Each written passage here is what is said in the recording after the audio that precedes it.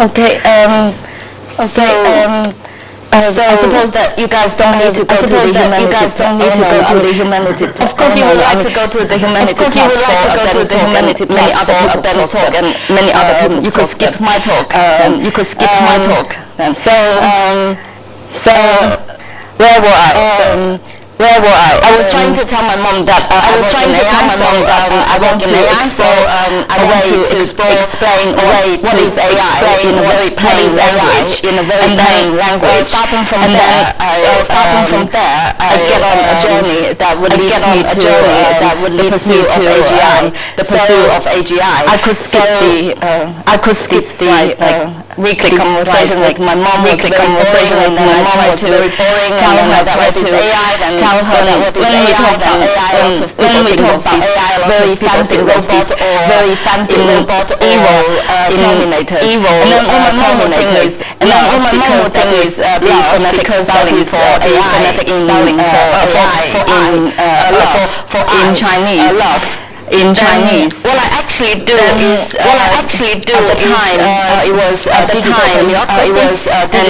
paleography, and in digital typical question is when who wrote what and when, and we typically had which was written in the 16th century by many court clerks. We don't know who they were because they didn't sign their names, so we can only tell by the writing style. And then typical question is which clerk which pages,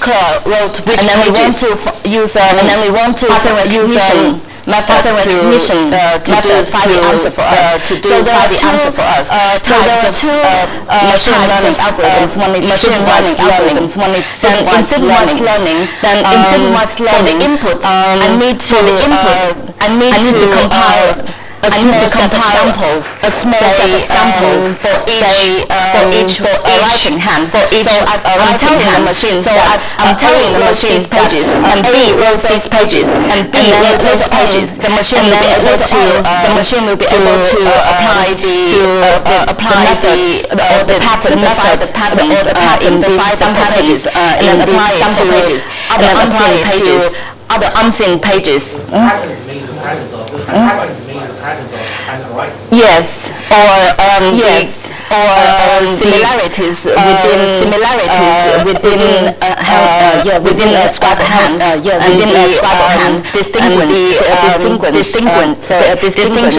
between users. The problem is, if for example, count dictated something, so it is constant. The handwriting is constant. The handwriting machine will make mistakes. Yes. A will dictate something to B. Yes. A will dictate something to B's handwriting will be only the B's handwriting will be an. So I didn't get the question. Like, it's a philosopher, right? Why I dictate something to you, and write your handwriting with machine mistakes. So it's your mistakes. It's your thought. So you're saying present your samples and say it's my writing. Is that what you're saying? No, give lecture. I just you take notes. Give lecture because you take notes. When your notes got kept, only your handwriting were kept. Only your handwriting kept. This kind of issue. Of course, it's all okay. Okay, I understand what you're saying. That is very good question, but I think it's a little bit irrelevant in this scenario. We are not trying to find out who gave this thought, but we just want to know who wrote these pages. This is. Say for example, court deposition. There are many court clerks. I believe that accuracy needs to be careful. I think this kind of case should be I think these kind of things should study use many for study. But if you want to study, if you want to follow the manual script of the manuscript, you locate it by creating the Yes. Okay, I see what you mean. Yes. And in that case, what you want to capture is not just the handwriting, but also just the handwriting, but sequence of the sequence of the pattern of the word, like the language itself, like the language itself. So in that case, what you analyze is not the handwriting, but it's not the handwriting language, rather the language itself. But in this case, we are interested in the handwriting. We are interested only in the handwriting. So we use the handwriting. Basically, you just replace handwriting. Basically, you just replace handwriting. Whatever you are interested in. Whatever you are interested in. What exactly character will we character? Is it single character or will we character connecting to each other? That is down to the bowel of the beast. Down to the bowel of the beast, because you would say because we will need to do a lot of image. We will need to do a lot of image processing, of course. From the page, we first and then extract and then each single line. From there, we try to either extract some features from each single text line, or further we segment the text lines into characters, even smaller, even smaller. So that is something to do with image processing. Something to do with image processing. I will talk about a little bit later. The problem with this approach is that if I want to know how many I don't know how many we have in this position. So the only way to find out is that I have to read documents.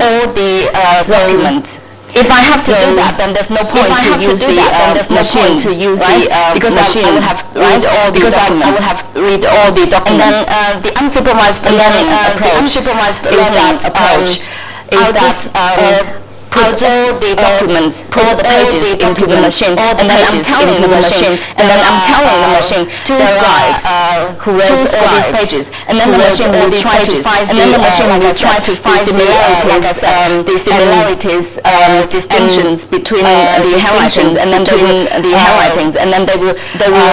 divide all the pages into two groups. All the pages into two groups. Look at one page from each group, and then I can tell whether this this is written by A or B. This is written by A or B. Basically, it reduces for the human work. But the problem again in this approach is I don't know the number of clerks in this code document. So I will still have to read. So I will still have to in order to find out all the document in order to find out code clerks in order to tell the machine.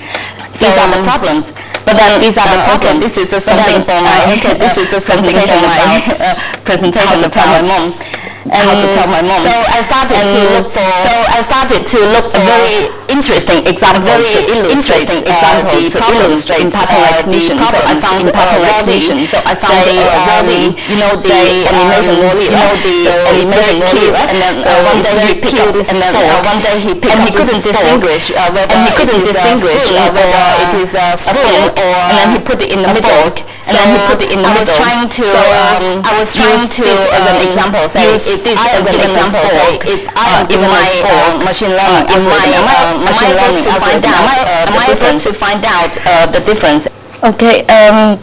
So I suppose that you guys don't need to go to the humanity. Oh no! I mean, of course you would like to go to the humanity plus for Ben's talk and many other people's talk, but you could skip my talk then.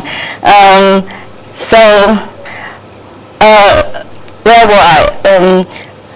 I was trying to tell my mom that I work in AI, so I want to explore a way to explain what is AI in a very plain language, and then starting from there, I get on a journey that would lead me to the pursuit of AGI. So I could skip these slides like weekly conversation with my mom was very boring, and then I tried to tell her that what is AI. Then when we talk about AI, a lot of people think of this very fancy robot or in evil terminators. And then what my mom would think is love, because that is the phonetic spelling for AI in for I, love in Chinese. Then what I actually do is at the time, it was digital paleography, and in digital paleography, the typical question is who wrote what and when. And we had a court deposition, which was written in the 16th century by many court clerks. And we don't know who they were because they didn't sign their names. So we can only tell by the writing style. And then a very typical question is which clerk wrote which pages, and then we want to use pattern recognition method to find the answer for us. So there are two types of machine learning algorithms. One is supervised learning. Then in supervised learning, for the input, I need to compile a small set of samples, say for each writing hand. So I'm telling the machine that A wrote these pages and B wrote those pages, and then later on the machine will be able to apply the method or the pattern, define the patterns in these sample pages, and then apply it to other unseen pages. A moment, the patterns mean the patterns of handwriting, right? Yes, or the similarities within a scribal hand, and the distinctions between users. Oh, the problem is if one, for example, Kant dictated something to Hegel, so it is Kant's thought, the handwriting is Hegel. So the machine will make mistakes in this case, okay? Yes. A will dictate something to B, so only the B's handwriting will be remain. So what can? Sorry, I didn't get the question. Like, it's a philosopher, right? Yeah, just why I dictated something to you, and your handwriting will be kept. So machine will make mistakes. It's your thought. In fact, it's my thought. Okay. It's one person dictating to another.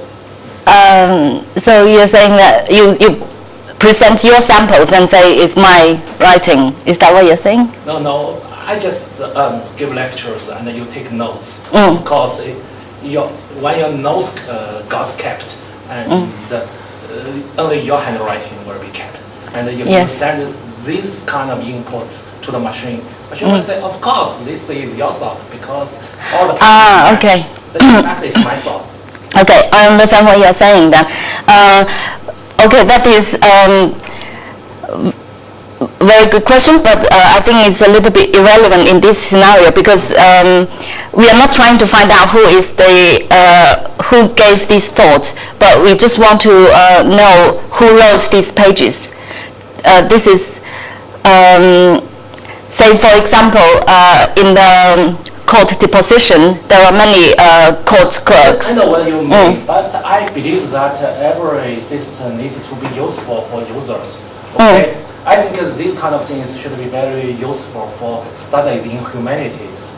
But in that kind of study, if you want to find the real author of the manuscript, I think who wrote it by his hand is irrelevant. Because ancient times yes, okay, I see what you mean. And in that case, what you want to capture is not just the handwriting, but also like the sequence of the words, like the pattern of the words, like the language itself. Yes. So in that case, what you're analyzing is not the handwriting, but rather the language itself. But so. In this case, we are interested only in the handwriting, so we use the handwriting.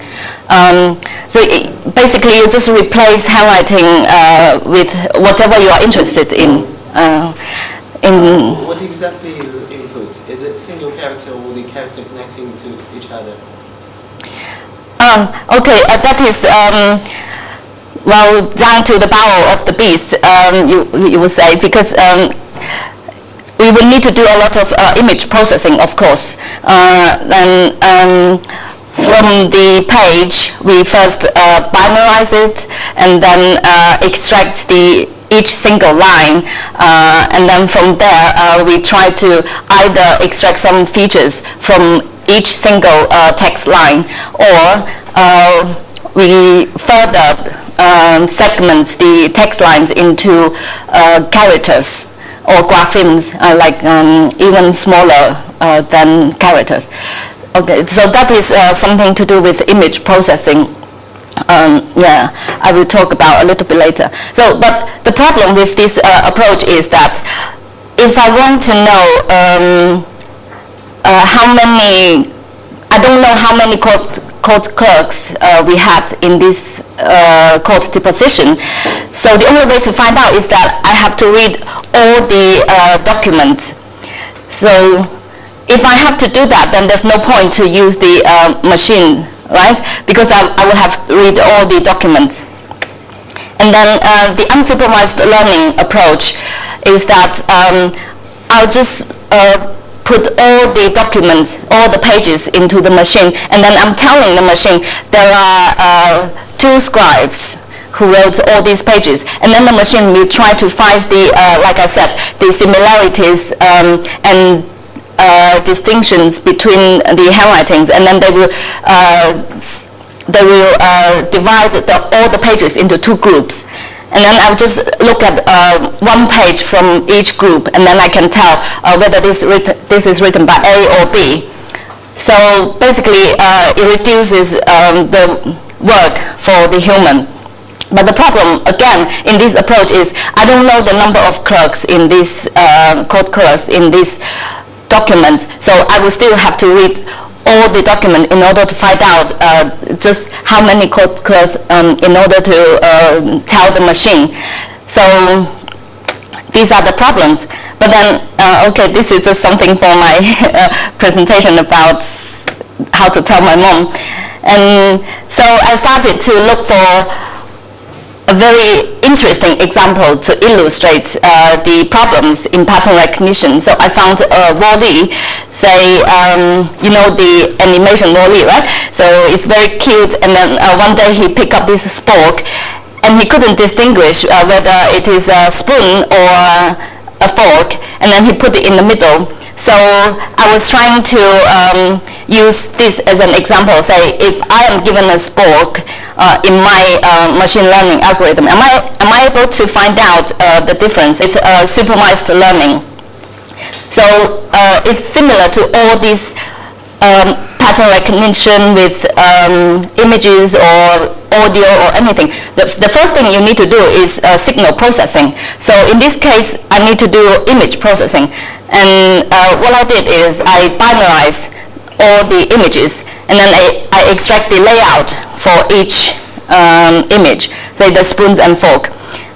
And then further than that, I need to extract features, because I'm only interested in features that can tell me exactly whether it's a spoon or fork. And these features, they need to be either in numeric or categorical values. Because that is what machine can understand, right? So I extract the y-axis along the layout.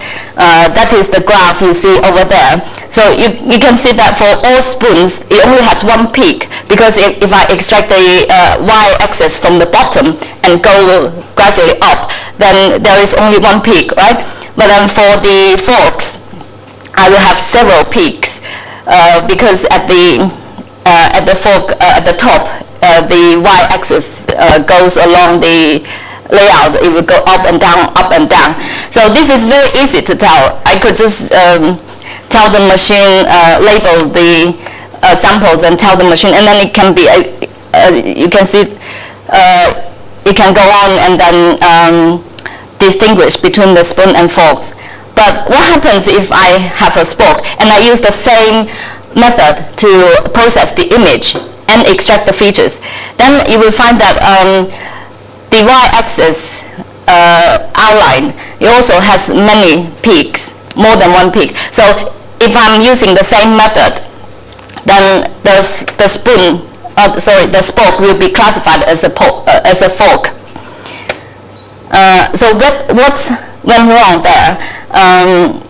The first thing that has gone wrong is the expression of the image itself is too simple, because it only has one variable, and I cannot extend it to include any more variations in new images. And then secondly, the classification algorithm is too rigid. The output is only 0 and 1, so it doesn't allow me to add any more classes into the problem. So, I mean, there is a very easy extension to this problem. That is, I also add the depth of the peak. Then that would be a very easy solution, right? But that is not an extendable solution, because later on, if I have another new class like a knife, for example, I wouldn't be able to use the same algorithm again. I will still need to make changes to it. So the question is, can I devise an algorithm from the image processing to the classification that is able to recognize a new object when it happens? So, which means that I need to revise the feature extraction and the machine learning algorithm, 2 steps. So in a feature extraction, there is a method called image moment. Basically, you can imagine that the image moment is like a mask, and the values on the mask represent a weight, and then you overlay this mask on the image, and then you average the results. So that becomes the image moment.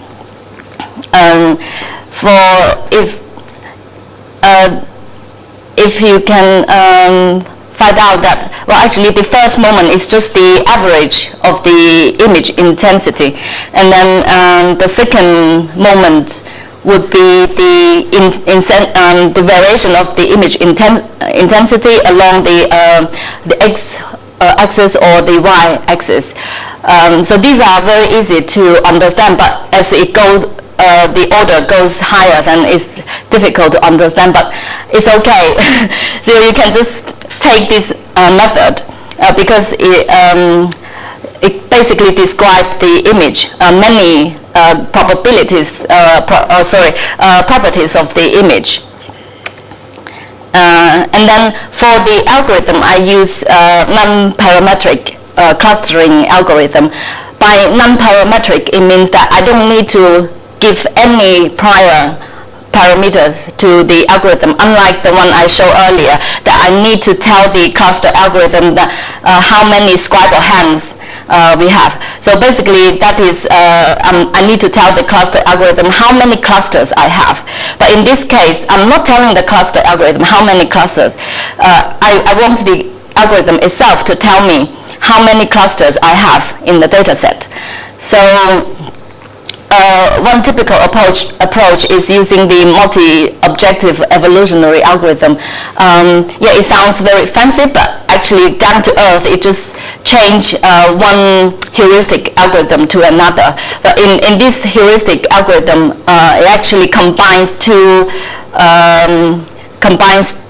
objectives. One is the compactness of each cluster, and then the distinctiveness between clusters.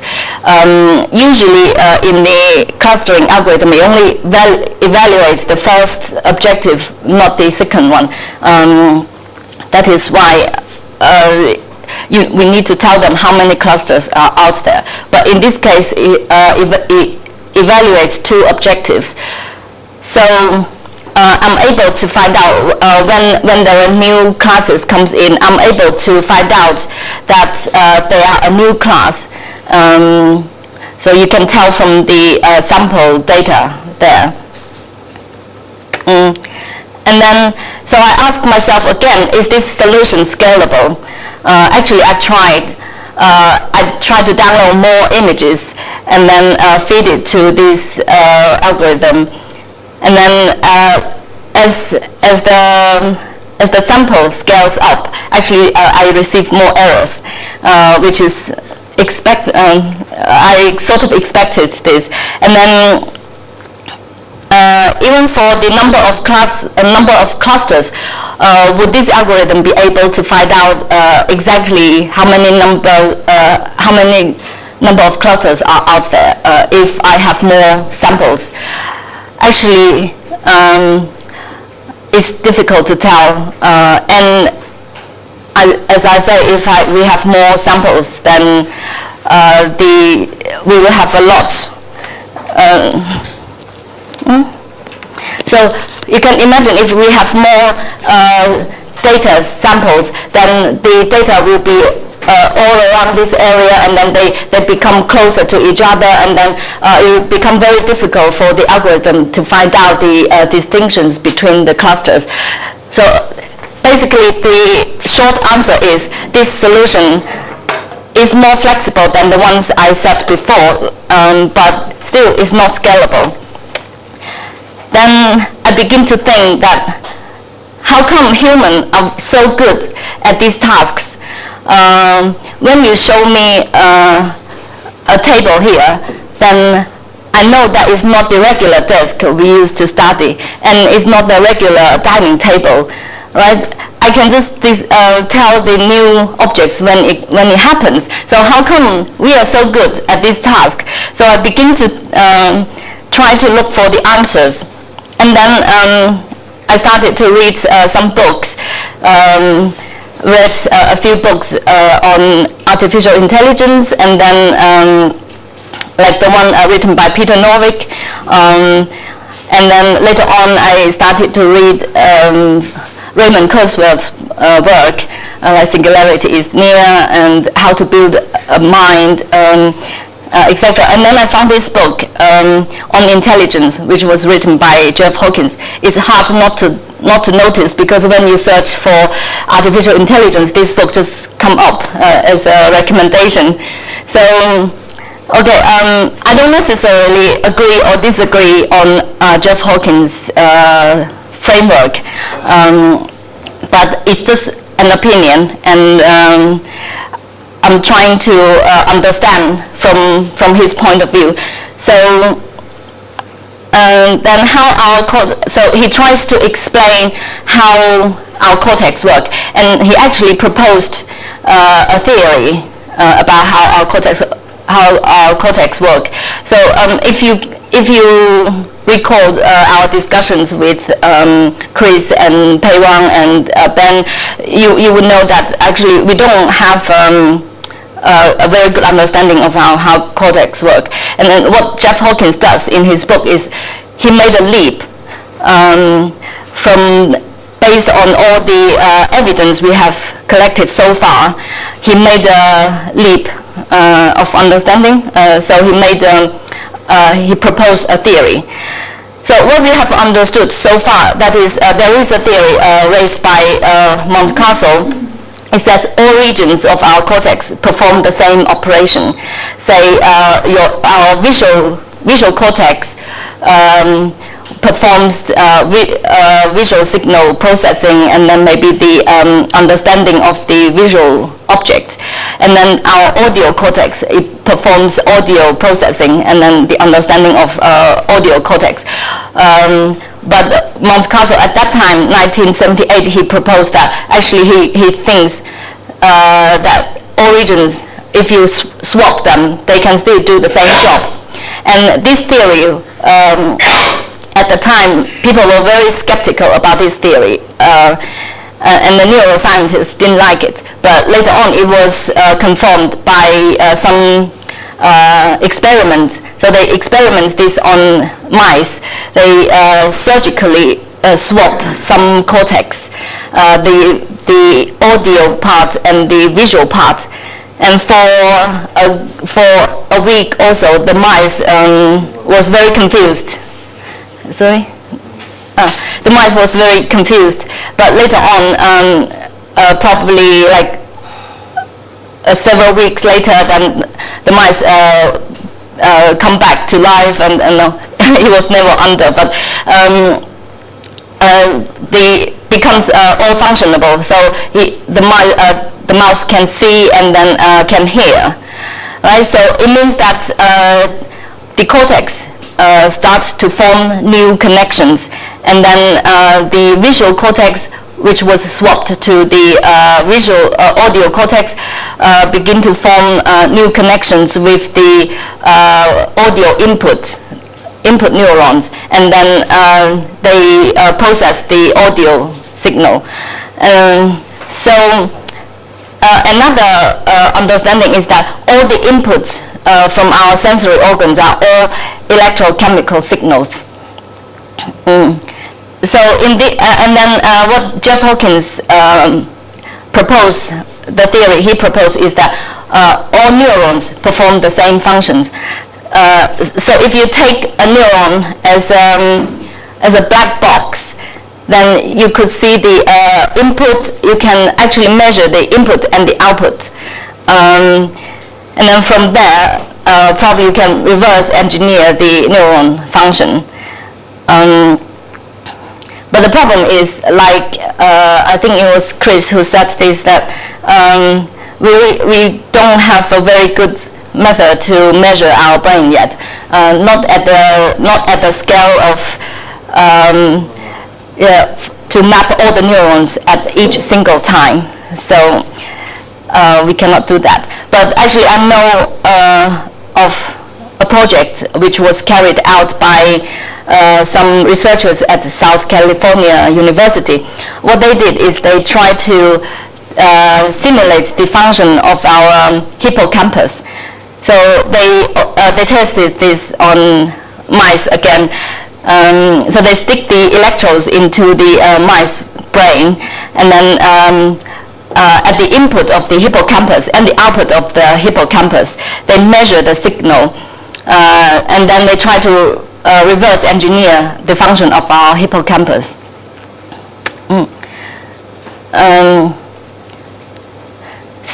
And then Jeff Hawkins made another theory, which is about the attributes of our human memory. And about memory, again, it's still a theory. We don't know whether we actually store memories in our brain and how it is stored. So these are all very abstract at this time. So the first attribute that Jeff Hawkins said is the neocortex store these patterns in sequences, and then two thought exercise that he proposed is that if you try to recall the fifth sentence, in a poem, say the poem "The Road Not Taken," can you jump right into the fifth sentence, or do you have to go through the first sentence, second, third, fourth, and then come to the fifth sentence?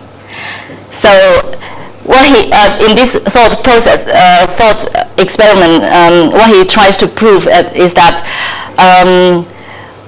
we store the patterns in sequence. So when we try to retrieve the patterns, we also need to go through this sequence. And then the second thought experiment that he proposed is that you try to recall a person's face, and then do you actually have the whole face in your mind, or is more some? How come I'm using a PDF. Sorry.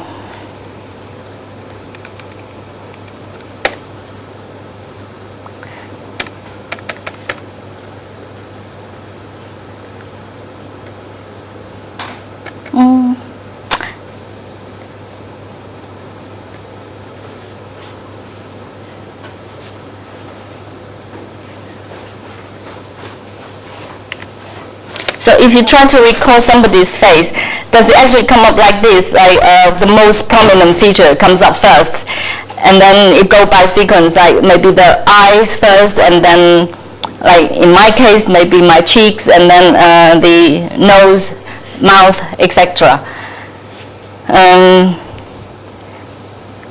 You can try that later and then tell me what's the result.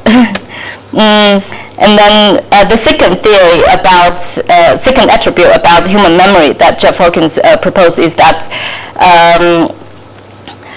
then the neocortex recall patterns auto-associatively. What it means is that when we see incomplete pattern or distort pattern, we are able to associate it with the complete or the correct pattern. So if I see this word associative, but actually it's misspelled, the S is missing, but I'm able to associate it and correct it automatically. Or if I see this distort image, hi, morning. If I see this distort image, I'm able to associate it, I'm able to correct it automatically.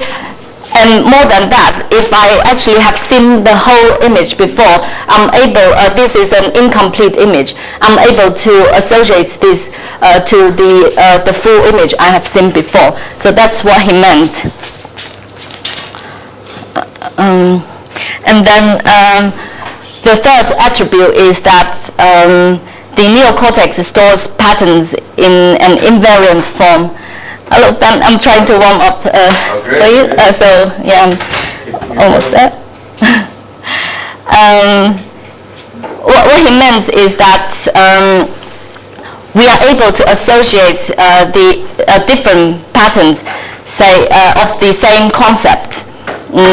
Say, if you hear my voice, actually in your mind, you will be able to recall my any image of me, or you will record the name, or vice versa. If you heard my name, then you will be able to recall my voice or any images that you have seen of me.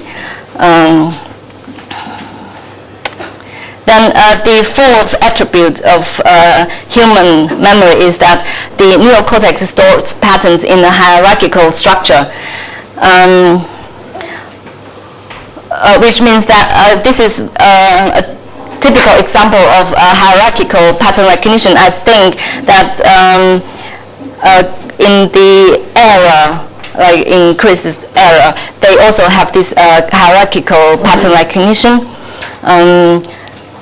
Which means that for all the signals it comes in, say touch, audio, or vision, first it goes through a very rough recognition. Okay, actually, surgically we can establish the evidence that our cortex has 6 layers, and then at each layer it performs a different level of abstract of the pattern recognition. So at the very bottom, for example, for the vision signal, at the very bottom, it performs something like basic patterns, say the color or the geometrical shape, and then at the higher layer, then we will be able to recognize some maybe more complicated shapes, and then at even higher level, we will be able to recognize at the object level. Say for this object at the very bottom, at the very bottom of my cortex, I can only recognize the color or the geometrical shape and the corners. But then at the second layer, then I will be able to recognize the variations of the illumination on the object, and then some more details of the shape. And then at the higher level, I can recognize that this is a router. And then at even higher level, then all these cortex, they are intercorrelated. So this is the basic concept of this hierarchical pattern recognition. Okay, then after I read the book, I tried to find whether he proposed any idea on how to implement what he has proposed in this book in AI structure, and then I didn't find my answer.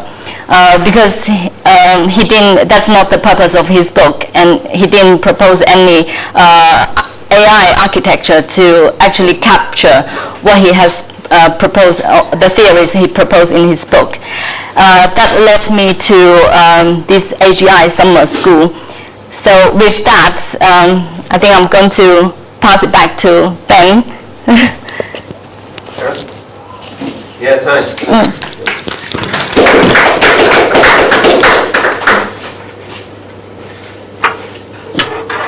Indeed, the first thing on the agenda for the morning, but since Yiqing gave a nice intro on Jeff Hawkins' deep learning system, I'm going to talk a little bit about our work on the destined deep learning system and how we're in the process of connecting that with OpenCog. And then I'll move into some of the more core parts of the OpenCog system. And then I think after lunch today, for those who are interested in playing around with OpenCog system yourself,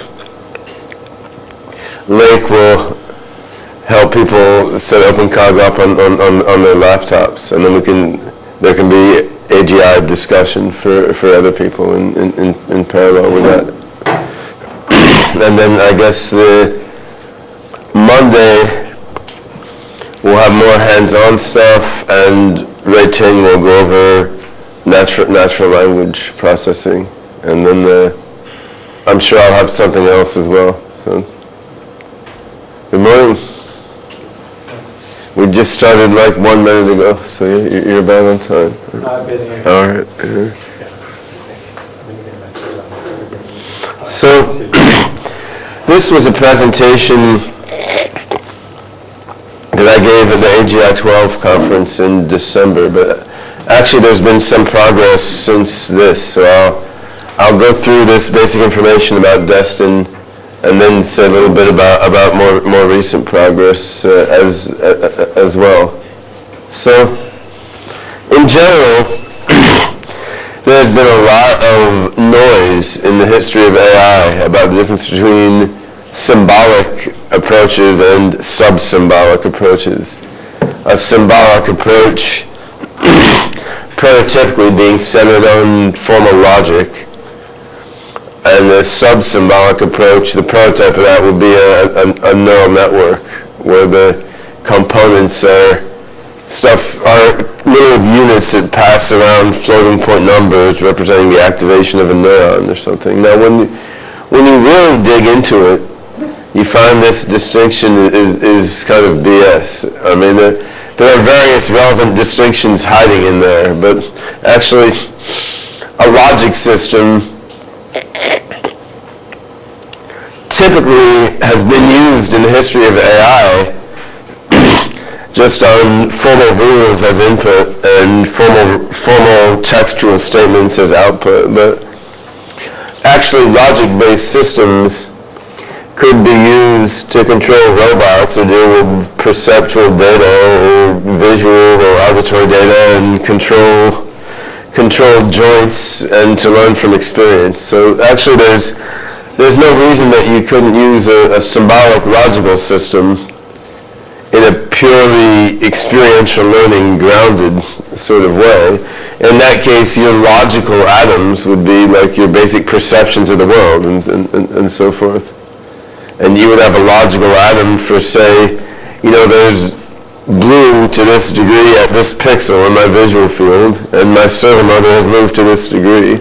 On the other hand, within neural networks, I mean, a neural network is a Turing-complete framework, so you could actually use a neural network to implement Microsoft Word, right? So I mean, you can implement anything that way. So actually, or to implement, say, any logic engine, you can implement the logic engine using a neural net instead of using a regular computer chip.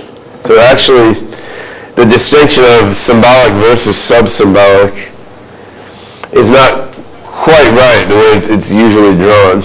I mean, it's not the difference between are you using like neuron-like sub-symbolic processing elements or are you using logic rules, because you could do either of those in the context of such a wide variety of types of AI system. But I mean, there's still meaningful distinctions lying in there, but they have to do more with the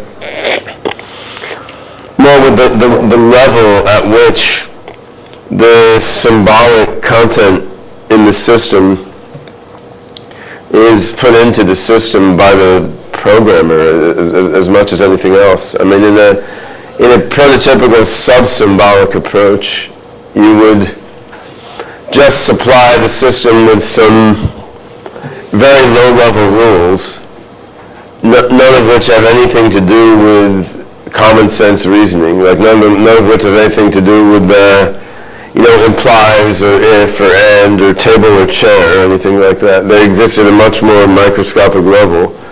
And then any kind of common sense inference would be explicable only in terms of some very fuzzy, complex pattern of activity.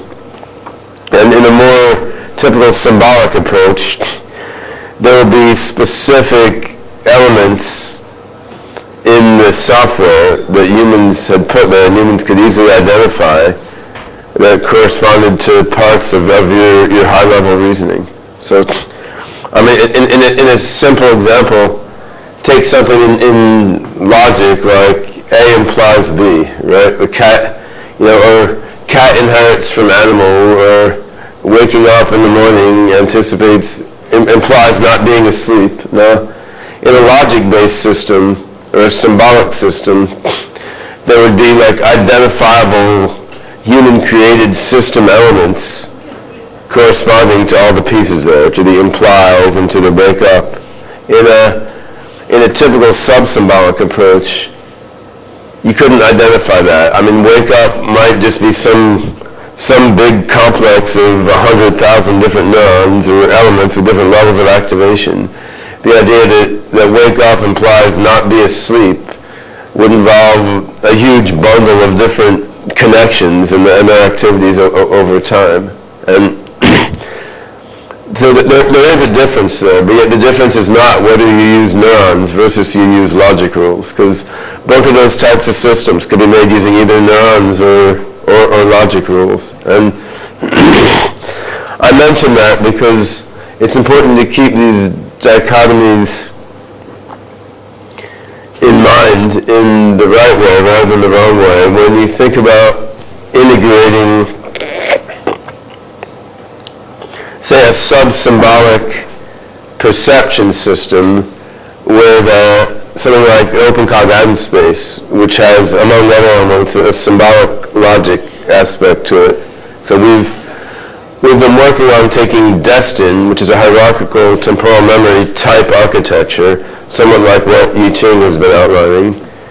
We've been looking at integrating Destin with OpenCog, and that requires some hard thinking about how each of these kinds of system fundamentally represents knowledge.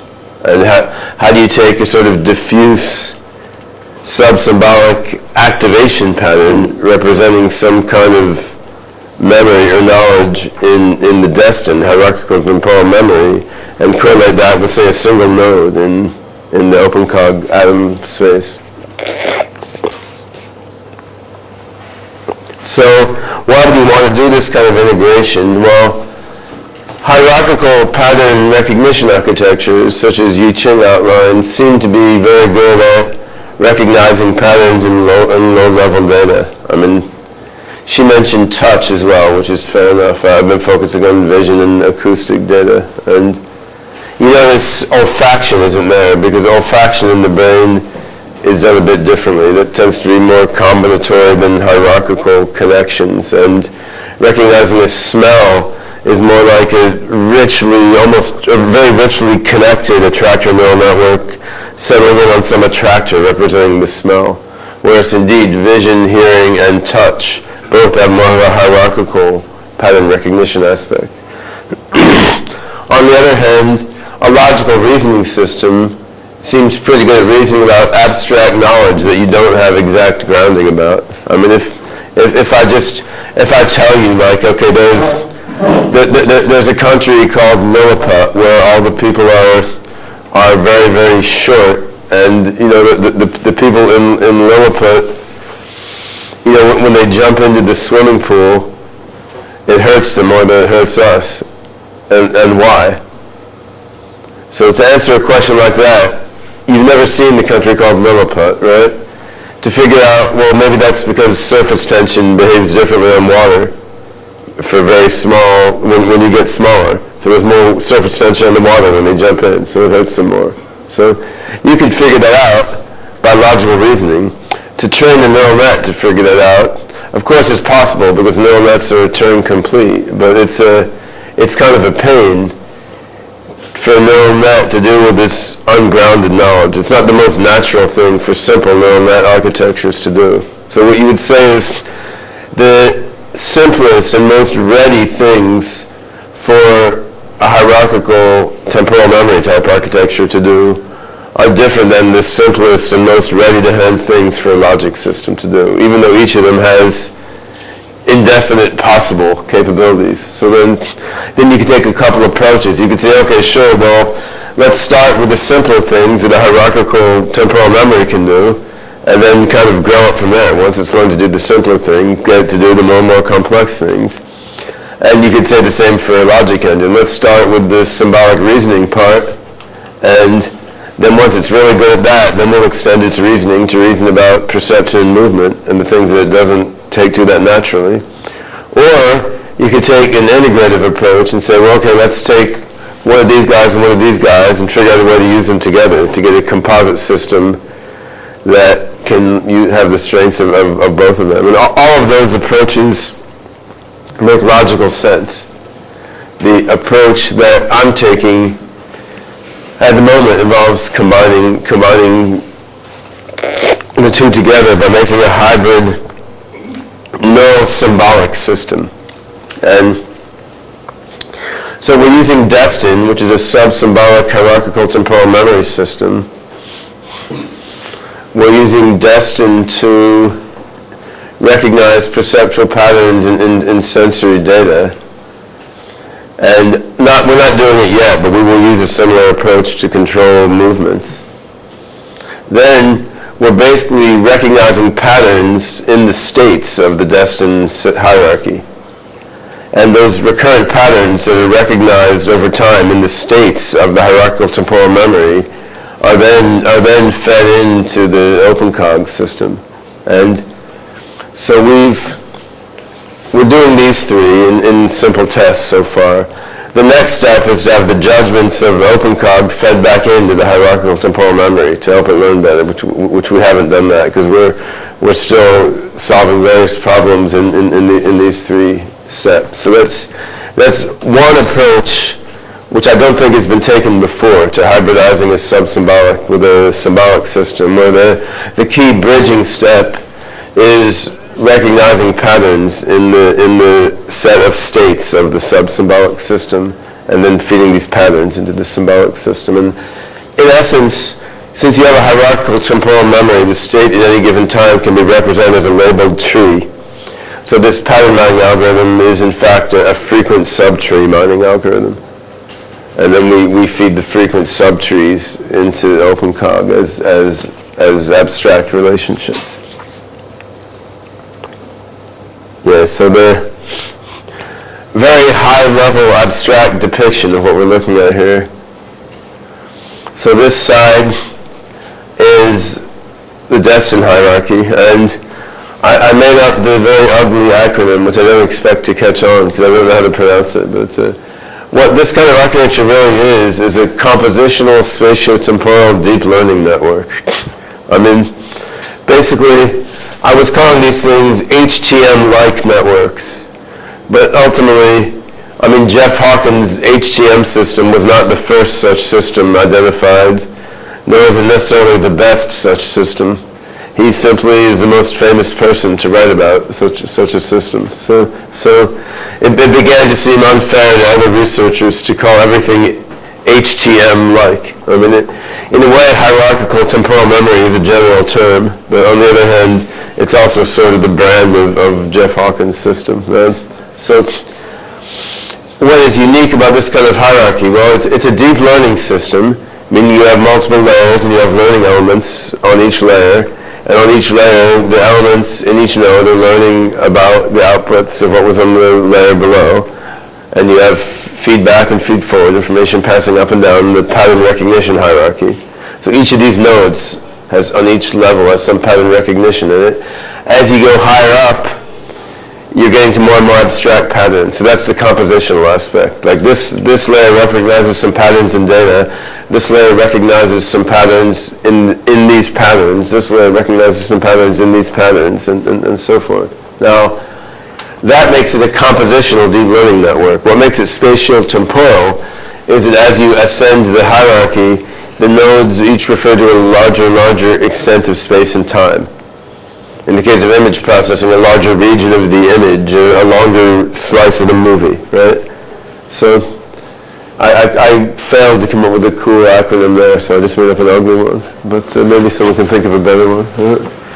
Anyway, that's what it is. Now, on the other hand, OpenCog has this atom space, which is this weighted labeled hypergraph, right? So then the question is, how do you bridge between the two of them? And what you want to do is recognize recurrent patterns in here and feed them into there. And an example that we had in mind conceptually when developing this is like if you took a picture of, say, Barack Obama's face, and I showed it to you, you would all recognize it, probably. Now, what if I took his face and morphed it to, like, stretch the top of his head out here?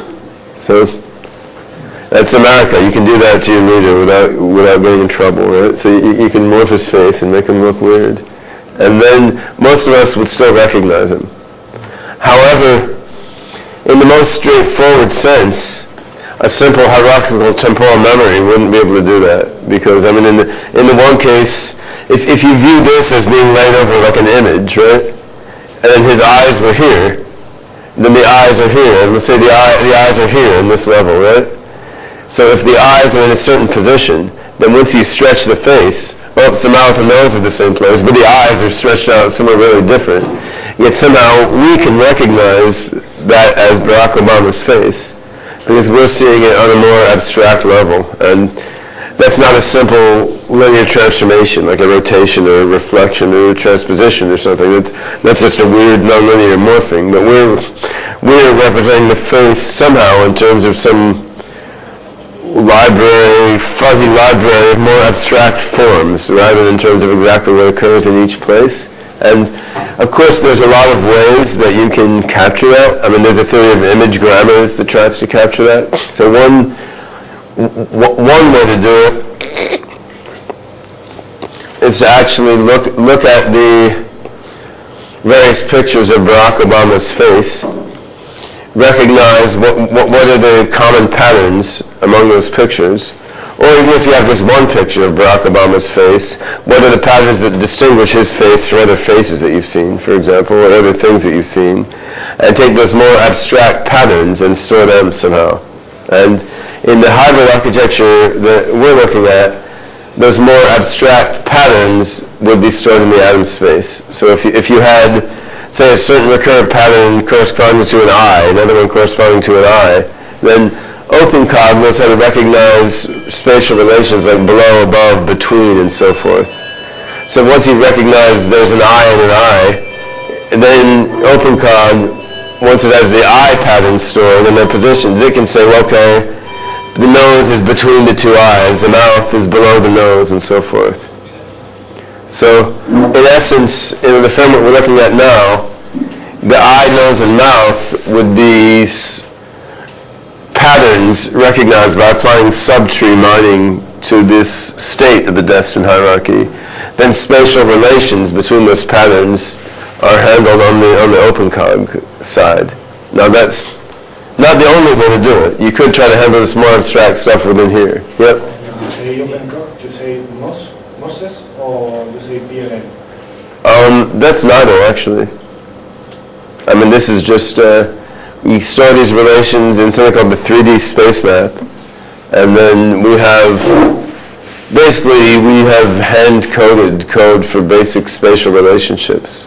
which was not done for this application though. That was done for just controlling the game world. We had like near, next to, between, and so forth. So you don't actually, to get to that level, you don't really need any serious reasoning. Now, where you would use PLN here would be for,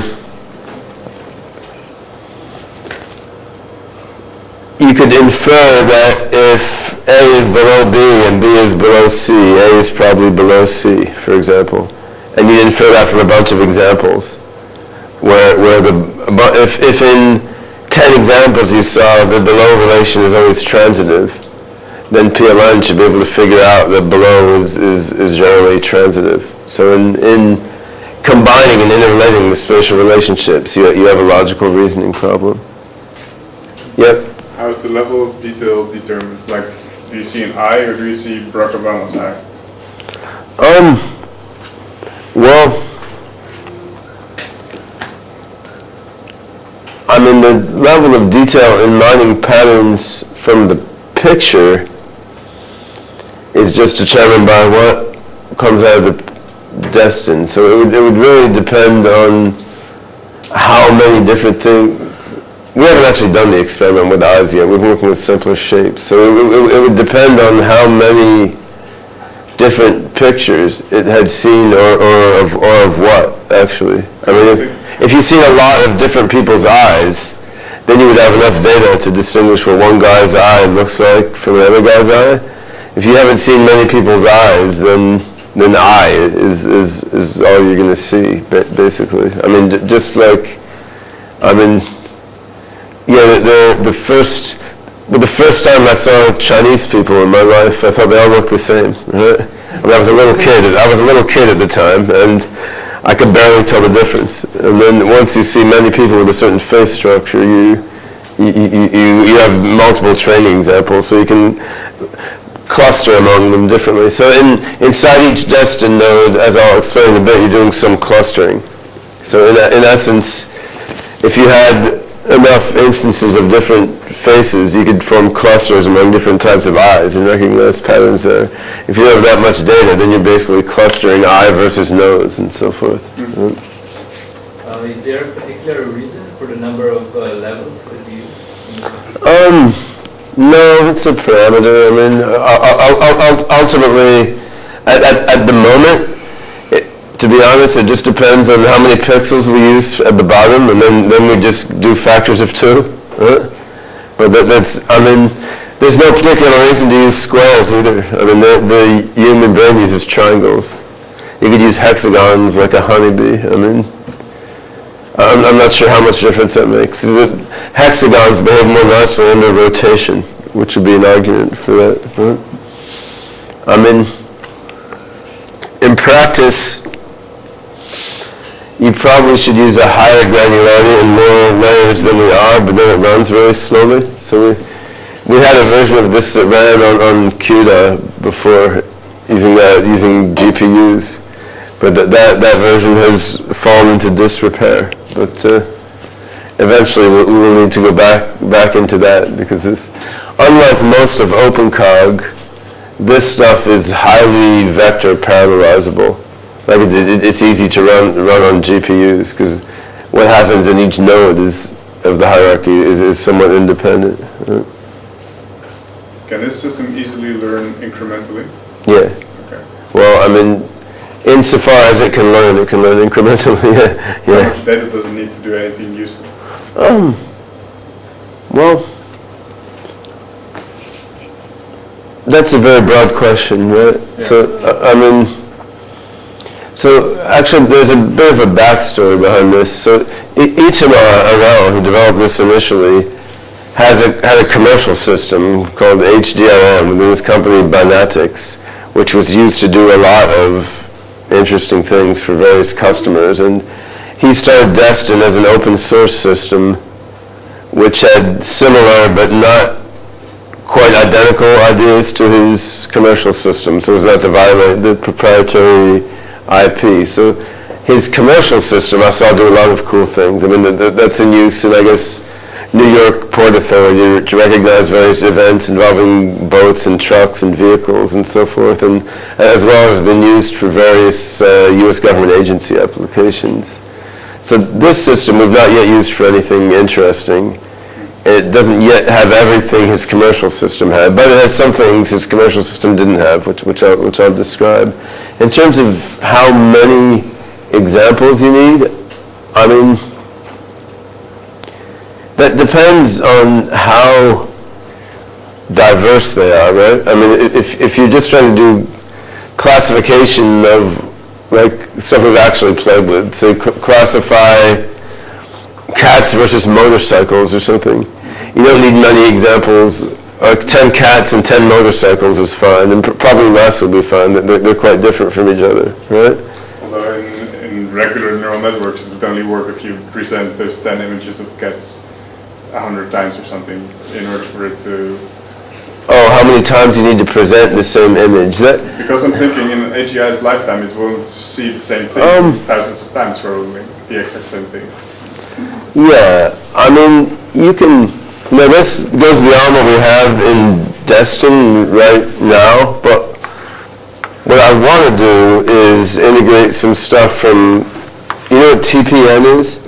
So this is, I think, the right way to solve that problem, which is not integrated to Destin yet, but is an interesting topic. So TPN, it integrates object classification with tracking, with motion tracking. So the basic idea, using TPN, you can correctly identify things using one training instance. Okay. What does it stand for? Tracking positive, negative. It's a stupid acronym, but it's the basic idea of TPN, which is something I've actually done in a different proprietary application, and I would like to see integrated with Destin. The idea of TPN is to basically, it's semi-supervised, so you have a small number of labeled examples, could be even one, but then you have video data of something moving, right? So let's say we know this is a bottle, but we also have some video data of this bottle moving, right?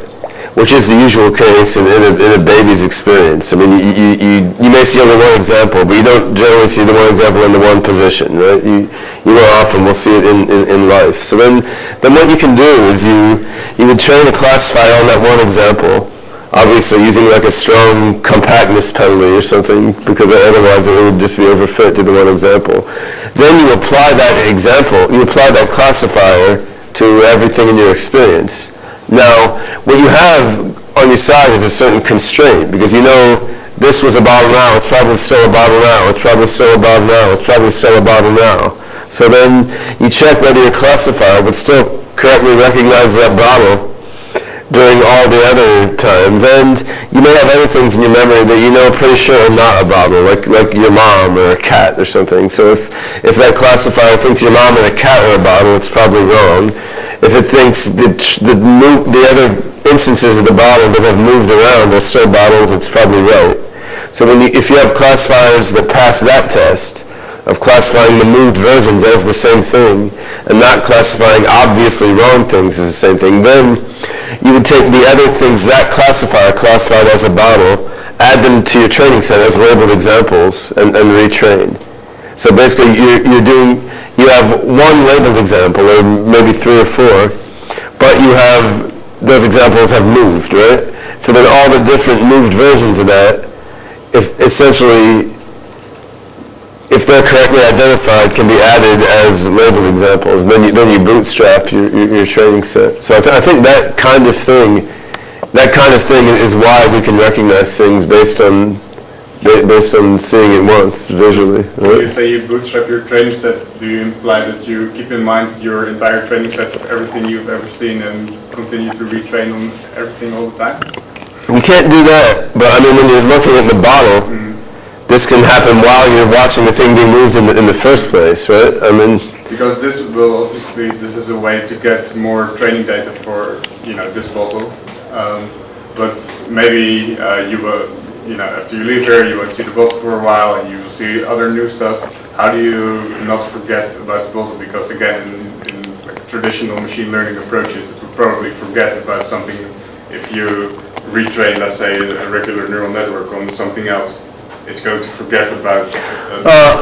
Yeah, I mean, the HCM architecture doesn't really have that problem. I mean, Hawkins, none of them really do. You have a persistent long-term memory within each node. So the collection of centroids within each node could get quite large and pertain to things that you saw a long time ago. So I mean, but the issue of how many training examples you need is a little trickier, and I think taking into account the structural constraints from movement is probably the right way to do that in a vision context. Right?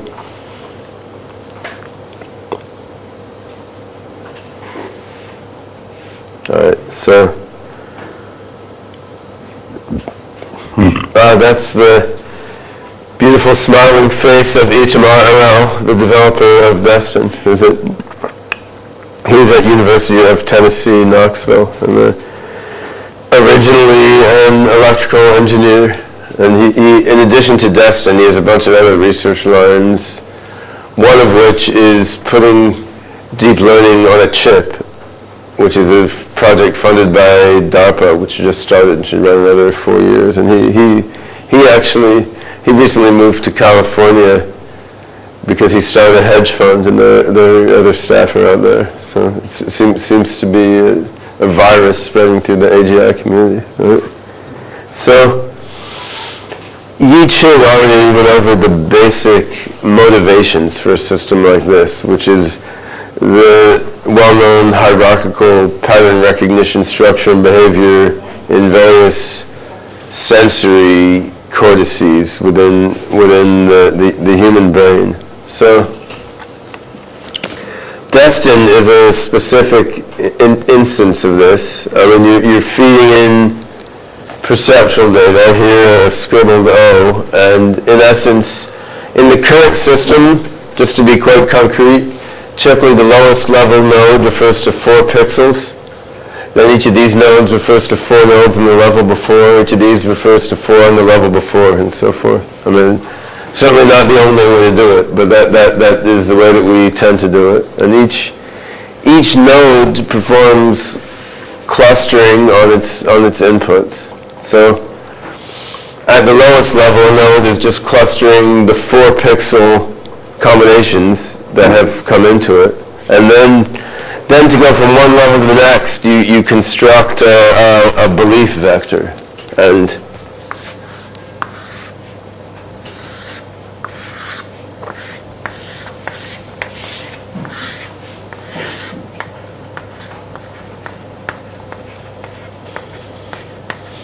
so let's say you have a node on a lower level, and there's a bunch of centroids here, each representing a cluster. At the bottom level, it will be a cluster of little 4-pixel squares. So in that case, at the bottom level, each of these, in effect, would correspond to a 4x4 grayscale image, right? Then on this level, each point here, each observation, is a belief vector, which represents the distances to these different centroids. So the belief vector. So let's say that we call the subnodes of this node 1, 2, 3, 4, right?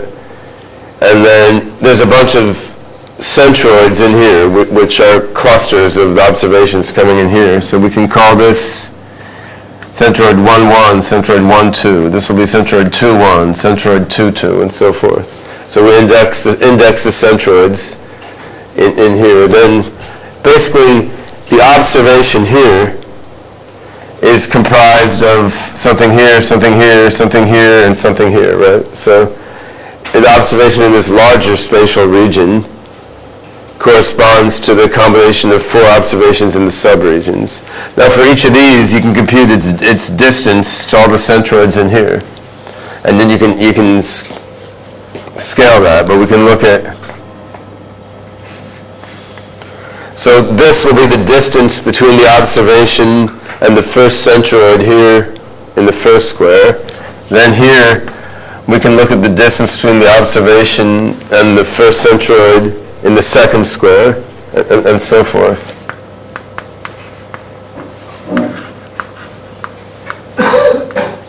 So the belief vector in a node corresponding to an observation is basically the concatenation of vectors telling the distance between the portion of the observation in a subnode and the centroids in that node.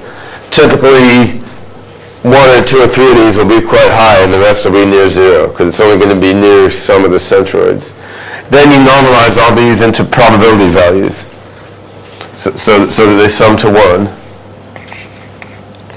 And you get a long list of probabilities, basically, and that's the belief vector. So you're kind of ascending here. At each level, you're building a belief vector, which is your belief about what centroids were probably identified, what patterns were probably identified at each level below. So if you really wanted to model this mathematically, here you're looking at probability distributions over little snippets of a picture. Here you're looking at second-order distributions, which are distributions over distributions. Here you're looking at third-order distributions, which are distributions over distributions over distributions, which seems quite abstract, but actually the code isn't really that complicated because at each level you're representing the nth order distribution by its mean anyway.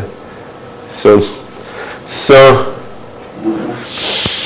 when you change the input, then first of all, the observations propagate up, and it's assigned to a certain cluster centroid on each level, which identifies what pattern it thinks it's seen.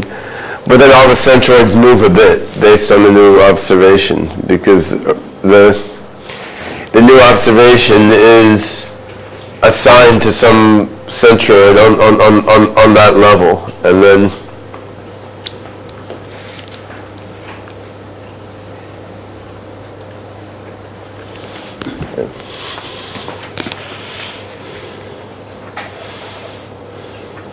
so you can use this kind of thing as a supervised learning algorithm. AMR students did a bunch of that.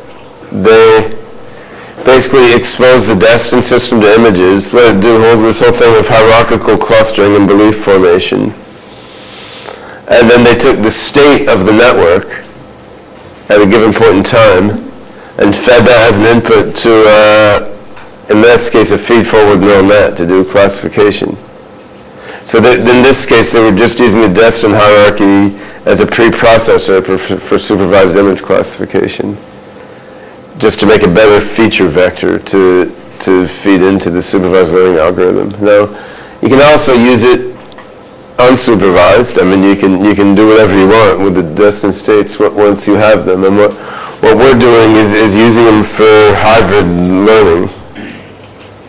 So, I mean, AMR students published some papers like using Destin to classify characters and so forth, just because they're graduate students and they need to publish papers. So you can look on these standard collections of images and say, well, okay, other people got 98.5%, but by feeding Destin to a neural net, we can get 99.3% accuracy. And then if you get a couple percentage points more accuracy than the other guy, then you get a conference paper, and then they let you graduate. But so I mean, it's not completely meaningless. I mean, it is a way of showing that the algorithm can do something. But how does 99.3 compare to the other state of the art? I don't know, it was a couple percentage points higher. It wasn't my paper, so it has to be a couple percentage points higher or the referees won't like it. So, I mean, if you publish a paper that doesn't give a couple percentage points higher, then the referee would actually have to read the paper to understand if what you did had any intellectual contribution. But that's really boring, so they'd rather just see if the number is better. So, yeah. I seem to recall Freeman's got somewhere between sort of 80 and 95%, something like that. Yeah, it depends. Those figures are really hard to tell. Yeah, I know in a different context when I was doing a sentiment classification of news articles, like is this news article positive or negative toward a certain company for a financial analysis application. At first we were annoyed that our AI only agreed with human raters like 85% of the time about the sentiment of an article. Then we compared the human raters to each other, and they agree with each other like 85% of the time. For expert human raters, average people maybe 70% of the time. So, yeah, but that's at least a little.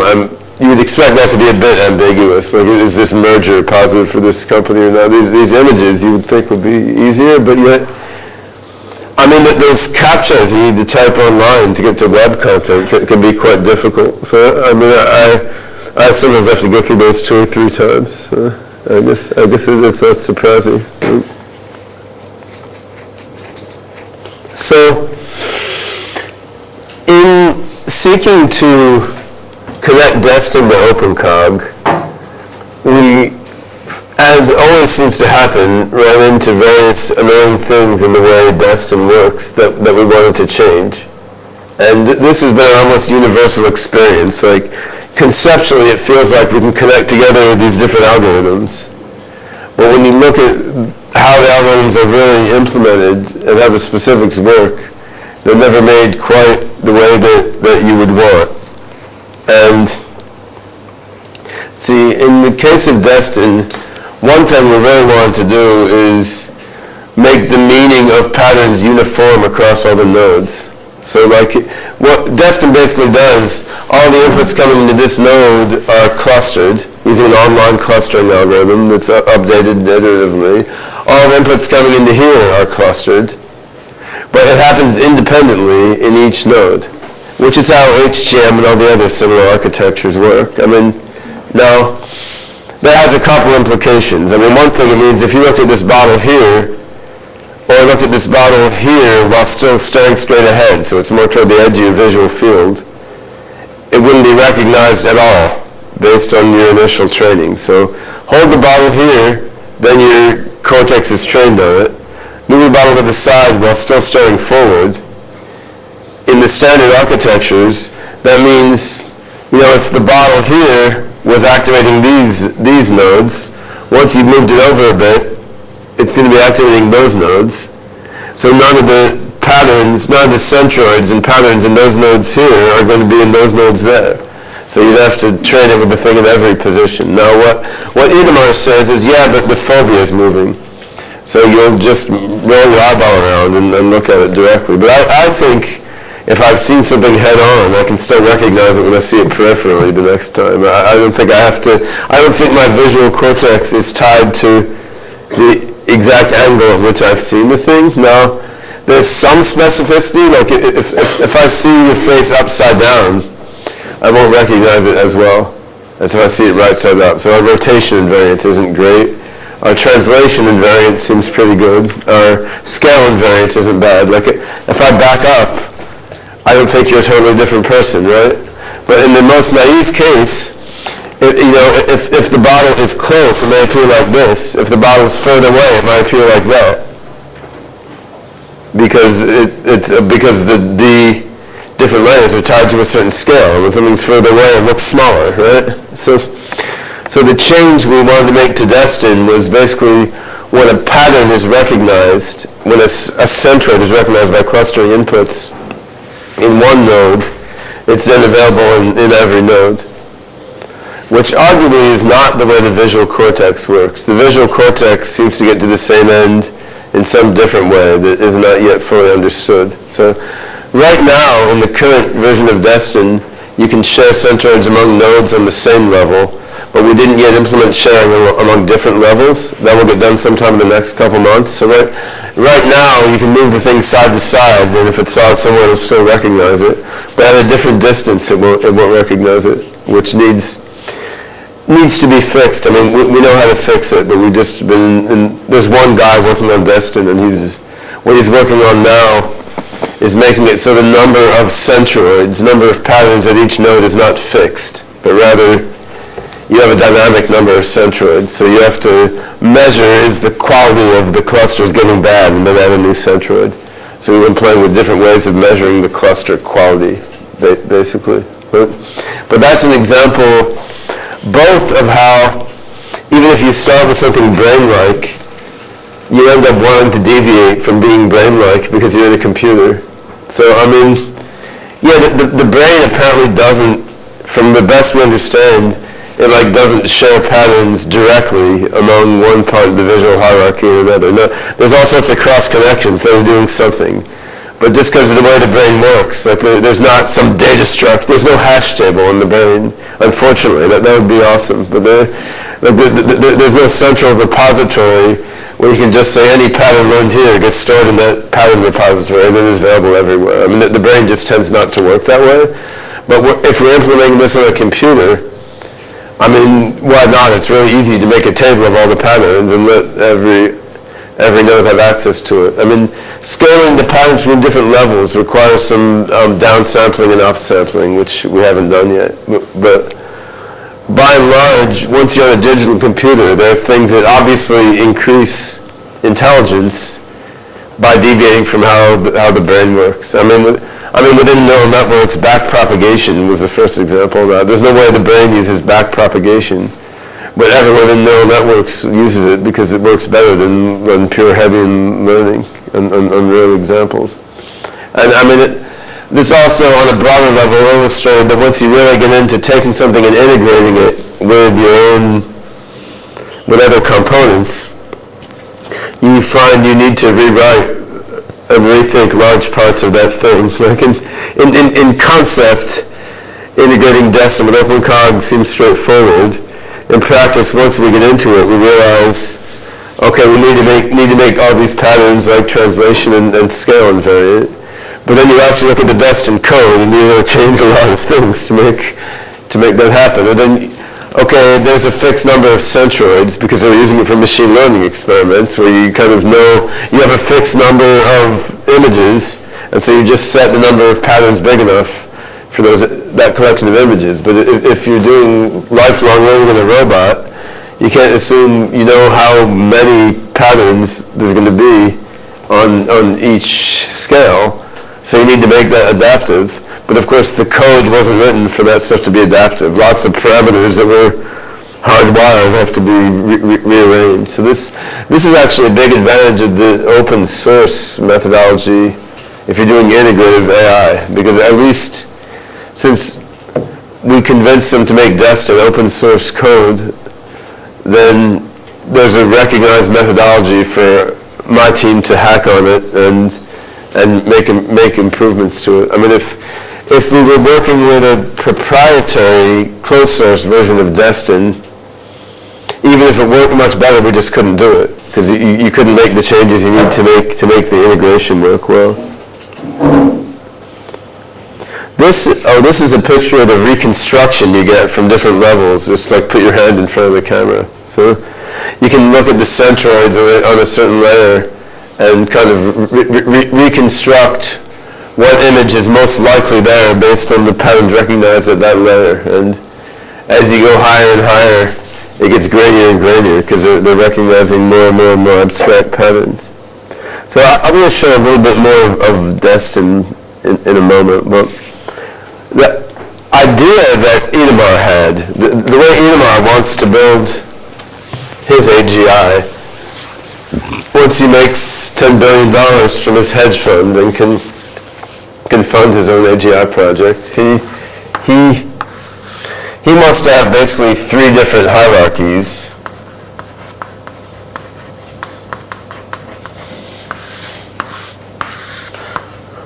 A perception hierarchy, an action hierarchy, and what he calls a critic hierarchy, which does reinforcement. And so then, obviously, perceptions from the world come into the perception hierarchy. There's a lot of cross links here between the perception and action hierarchy.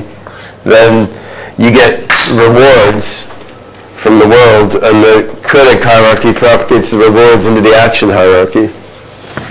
Actually, I shouldn't draw it at the bottom. It's at all different levels of the action hierarchy. So then he wants to build these three different hierarchies and have a kind of tripartite deep learning system that does AGI. And the idea is that the more abstract parts of intelligence are going to emerge via interactions between the upper levels of the perception, action, and critic hierarchy.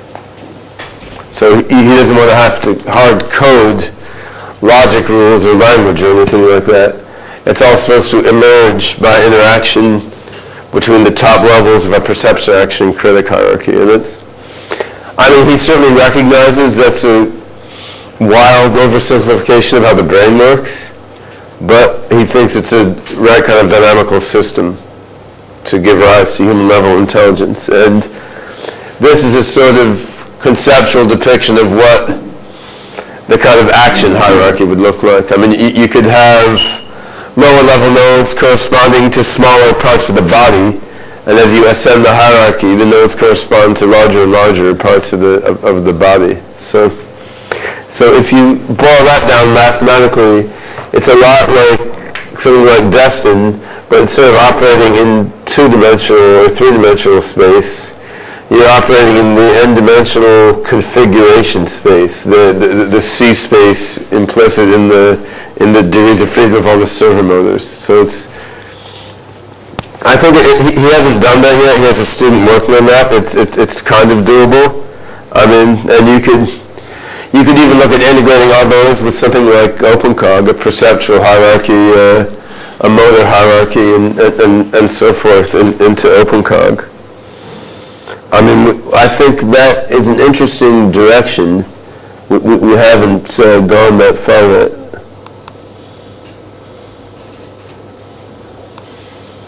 Let's see, just a little more evocative. These are visualizations using a self-organizing map of the actual destined centroids and observations. So, I mean, you can't tell too much from it, but it's sort of interesting. So this is a visualization of one layer, and I mean, the belief vector is actually high dimensional, so this is trying to project it into 2 dimensions. So these are the patterns representing, these are the centroids, the clusters in a certain level, and these are the actual observations. So say, if you're doing letter recognition, say that the descender, like a long skinny part, which is part of some letters, that could be one centroid like this, then all these would be specific observations of that exact visual pattern, and they're sort of clustered close to it in belief space. So this projection to 2D using self-organizing maps is not really part of the algorithm. We just did it to try to understand what was going on. And in this case, what you see is most observations are not near any centroid, right? So on this layer, from this particular training examples, Destin is being stupid. Like it's, okay, these centroids have a couple observations near them, but most observations are not near any centroid, right? So in this case, what you would want, and what we're working on now is, okay, let's add more centroids. Basically, the number of centroids is not high enough.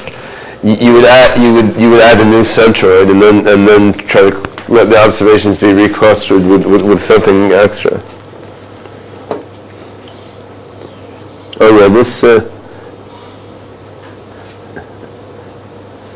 That's a reconstruction of letters from a not perfectly operating destined hierarchy. Like you have it reconstruct from its beliefs of what it saw, what did it actually see. And that's from that network where you just saw the visualization where it didn't have enough centroids, right? So if it doesn't have enough centroids, it can't really recognize all the patterns it sees. Now you can still kind of make out what it probably is, but it's not very good, right?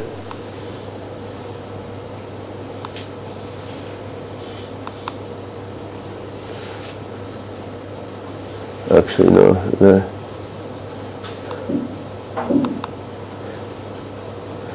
So,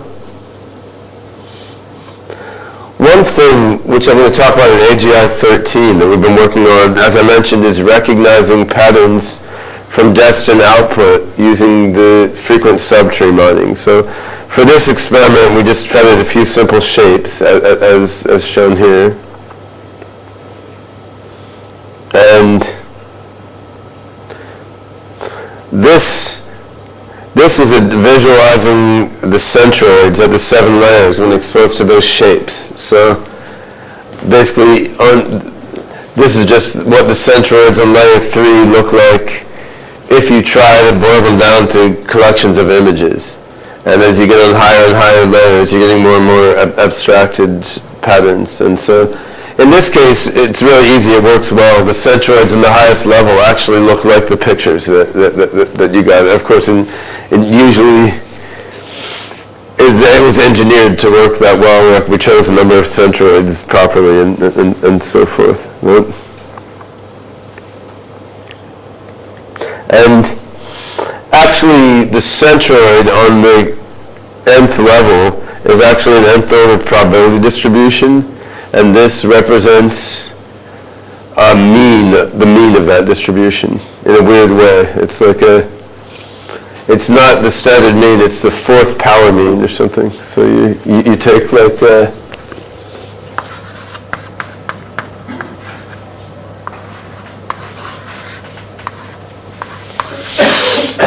if you have a bunch of numbers, you take the power mean with some power, which usually take to 3 or 4. Then if you have an nth order probability distribution, you take the mean of the mean of the mean of the mean of the mean of the distributions using a weighted power mean all the way down. And that gives you a kind of clear picture of what that higher order distribution is saying is in that node. And the reason to use a weird power mean is because otherwise it looks blurry, basically. That makes it crisper. But then that's kind of cool, because then you can see what the centroid is saying. And in this kind of case, it's very easy to understand. So, subtree mining, in this case, gives us subtrees sort of like that. So, a subtree is basically a pattern of centroids at different nodes, which occurs over and over again. So let's say that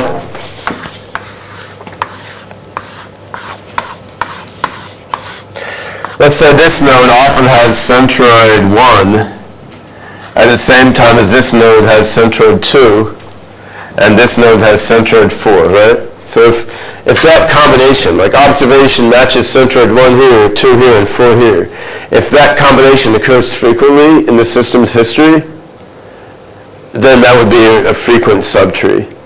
And they could also span multiple levels. So this shows some of the frequent subtrees that popped out on that simple database of characters. And fairly satisfyingly, I mean, there's a T-shape, it's a curve, I mean, a little line. The subtrees kind of represent like basic elements of the letter forms that it was presented with, which is what you would hope for. So then we did some very simple PLN inference on this, which was kind of a hack, really. I mean, we basically post-processed this by hand with a script to make a file of nodes and links that we then loaded that Jade loaded into PLN with the PLN shell. So there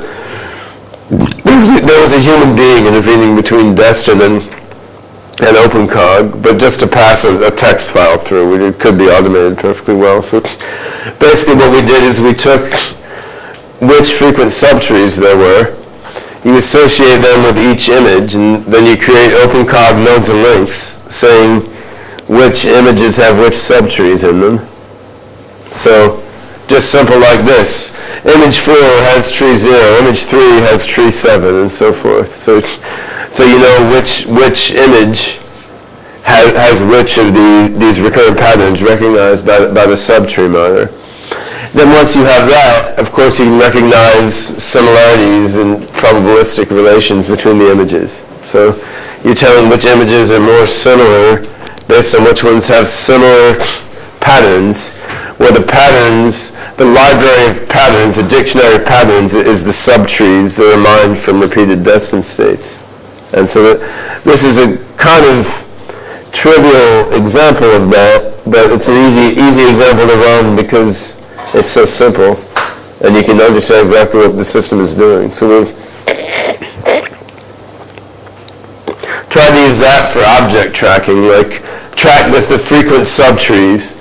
So as the square moves around, the frequent subtrees, which are the corners and edges of the square, follow it around. So for refining many things about the algorithm, we've been using these very simple examples.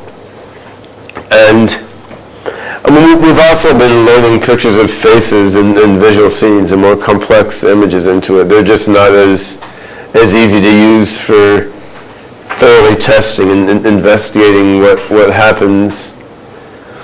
Partly because we found we didn't know how many centroids to give it, and there's just too much fiddling around. Like, do I use 128 or 256 centroids on layer 4? So we decided just to bite the bullet and make that adaptive, which is what Vince, the guy working on Destin, has been doing for the last few weeks. But I think while that work is now fairly prototype-ish, I think that's a good direction to go in that you use these hierarchical networks for what they're good at, then you recognize patterns in their states and export those patterns into a symbolic system that can then reason about them using spatial relationships and a long history and knowledge from natural language and whatnot. And I mean, that's pretty practical. I think that can work. Whereas the idea that Idemar and Jeff Hawkins and Doug George and others have is more like start with this hierarchical pattern recognition network, get it to understand the world, and then somehow get or hope to get abstract representations and understanding to emerge within that network. And that may be possible too. It's just, I think that's even harder, and doing it this way is hard enough. Right?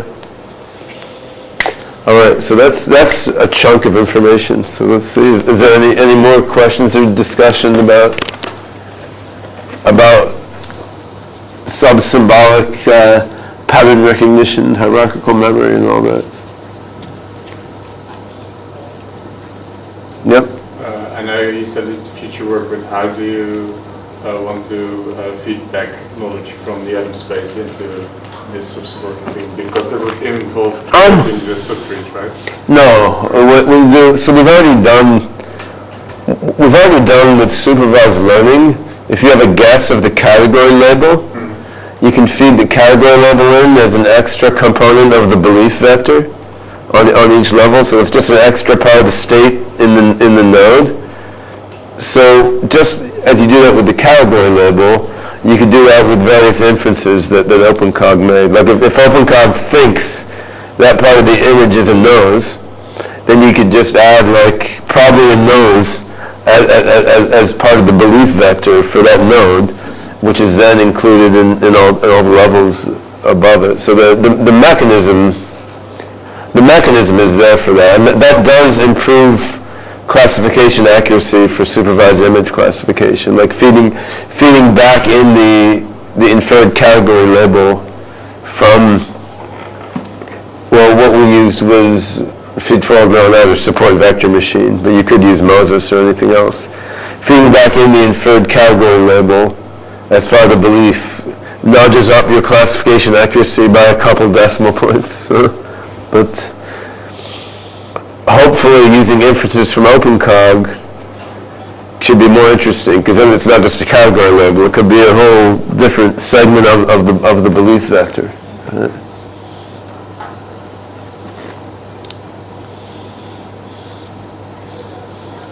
Yep. Where is the source code online? Because I just found this guy Ted Sanders. Yeah, it's in his branch still, I think. So TPSJR or something. Yeah. I think is there a recent check-in from Vince Chen?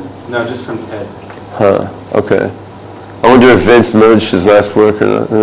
Ted has been doing the subtree mining and object tracking, and Vince has been doing a shitload of work trying basically to measure the quality of different centroids. And I'm not sure if he has merged that or not, but he should have, because that also fixed many other bugs that we found in the code. Yeah, Destin has been fun for me because it's like old-fashioned C code, which is easy to work with. So, OpenCog is like modern C++, which is the right thing for it to be, but is complicated. And Destin is like arrays in C and basic mathematics, so it's easier for me since I'm more of a mathematician than a software engineer. Do you want to explain why we made it in C? We didn't. But yeah, why EML students made it in C originally? Yeah. Well, as I said before, we have a CUDA version of Destin, and ultimately we want to put Destin back into CUDA, and as such we want to keep the code devoid of anything that would be very painful to port into CUDA. So if we're just working with like C-type arrays and basic math manipulations on there, then porting it to CUDA will be less painful. I mean, there's a working CUDA implementation, but it's algorithmically way behind the C implementation. So I'm not sure. Actually, there are two CUDA implementations, and I'm not sure if we would go back to improving one of them or just start over. But in any case, they'd give valuable information. So, yeah, CUDA is not as fun as C to program. But, I mean, it's sort of interesting. You ever do that? I took a course online. Yeah. Not a little. Well, using CUDA libraries is easy. The thing is that the kind of threading and memory model inside CUDA is kind of annoying. And the issue with Destin would be, in the previous CUDA version, there was no sharing of centroids, of patterns among different nodes. So you could just do all the nodes in parallel on a given layer. But now that we're sharing patterns among different nodes, that matches the CUDA memory model worse, and will make things a little bit trickier. Right? But in general, I think this is a part of the OpenCog work that will be advancing quite rapidly in the next year, because in a sense it's easier than a lot of the other stuff. Because I mean we're taking something that is already somewhat well known, which is this hierarchical temporal memory, and then hybridizing it with OpenCog. So it's certainly not easy. It's easy only by comparison to other things that are even more difficult. But question. For the Destin system is attempting to recognize some objects with very, very complicated geometrical structures. And well, maybe the psychologist Biederman has theory we can recognize the complicated things out of geos, very simple geometrical features to compose them into a whole. But is that necessary for Destin to recognize the simple components first? Then combine them? Or well, I mean, take everything as a whole? I mean, that's what a hierarchical system does, right? I mean, each layer recognizes some patterns, and the next level tries to combine them, and so forth. So, I mean, conceptually, I think the hierarchical perception idea is already like that. Yeah, but it seems that maybe because according to Biederman, every simple component is already three-dimensional. It is already, David Mard said, the product of advanced visual aids, because But so far as I know, the lower layer of destiny system can only recognize two-dimensional. No, actually, I didn't say that, but you can have depth as well. So it's 2.5 dimensional, really. I mean, it can be the basic version of destiny was 2-dimensional, but now, as we've been doing it now, it's 2-dimensional plus depth. Yeah. So it's what Ma would call 2.5 dimensional. So that capability is there in the code, although it wasn't used in the examples that I've shown here. I guess that will be useful for robot vision. Yeah, right. Do you connect OpenCog only to the top layer of the destin or to every layer? Definitely not only to the top layer. I mean, what we have been doing is connecting it to the frequent subgraphs, and those could be from any layer. Now, the most useful ones tend to be, and the most prominent ones tend to be on the top layers, because the lower layers are just more heterogeneous, and the top layers are more repetitive. So, in principle, whatever were the most frequent subgraphs that came out of the frequent subgraph miner, you would then feed into OpenCog. Now, when doing supervised learning stuff, what was taken as a feature vector was the top few layers. So if you had a 7-layer network, you could take the top 3 or something. Right?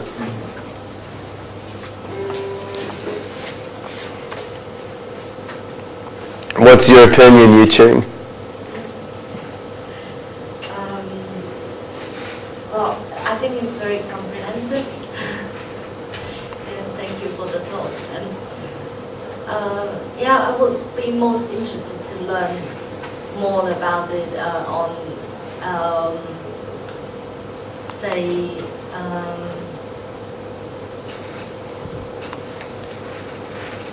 how to, let me think how to formulate this question. Whether you can extend the recognition of the object, say, like you mentioned, if you move the object left and right, it's okay to recognize it, but if you move it further back or closer, then it's difficult to recognize it. So whether there is some mechanism for you to recognize the object in some more relaxed environments.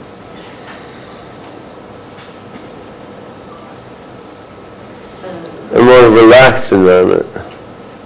Yes. So less artificial environment. I think so. I mean, certainly, I mean, if you do just standard image classification, like pictures of motorcycles and cars and cats and so forth, there's many different backgrounds. So, I mean, I think the whole hierarchical approach, right? If you have a centroid corresponding to what's in a certain region, it kind of doesn't depend on what else is there anyway. I think the lighting is always tricky in practice, right? Because the shadows on things make them look quite different. So, yeah, I mean, what you really need to do to test things like that in practice is you need to run a system for a long time, seeing a huge number of different things. I mean, like a child does. I mean, it's true a child can recognize a bottle after seeing it once. On the other hand, that child has seen a huge amount of things over a long period of time. Yeah. So does it also have like incremental learning ability? Yeah, it's all online incremental learning. Sure. Yeah. That's very impressive. So does it mean that,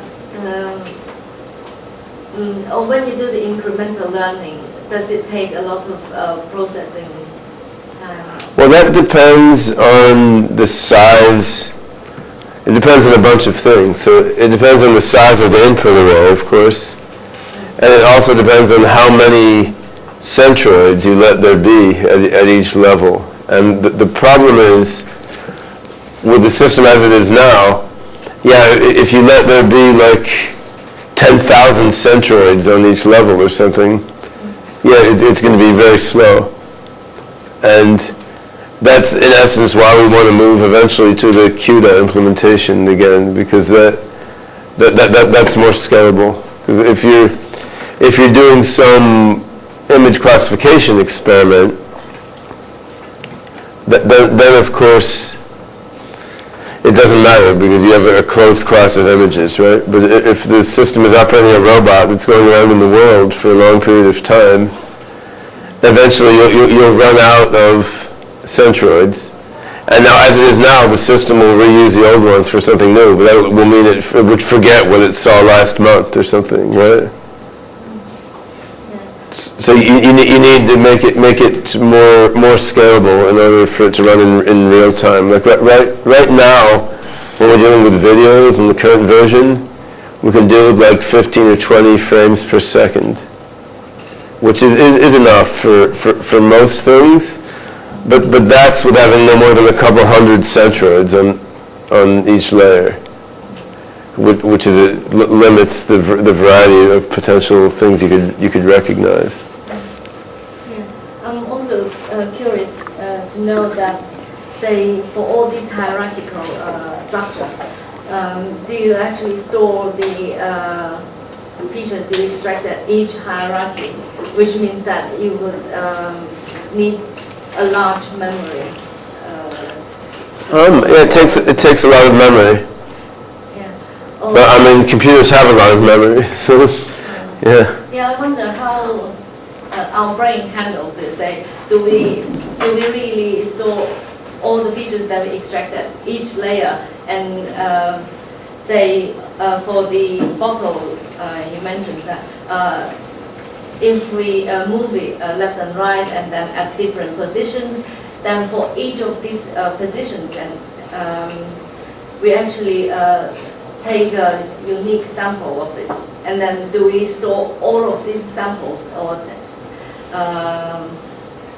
or we actually only store the features we extracted from it? But if we only store the feature extracted from it, then later on when we see the bottle at a different position, then we may not be able to relate it to the previous. Yeah, I mean the brain, from what I've read, I mean does both. I mean it does store a lot of samples.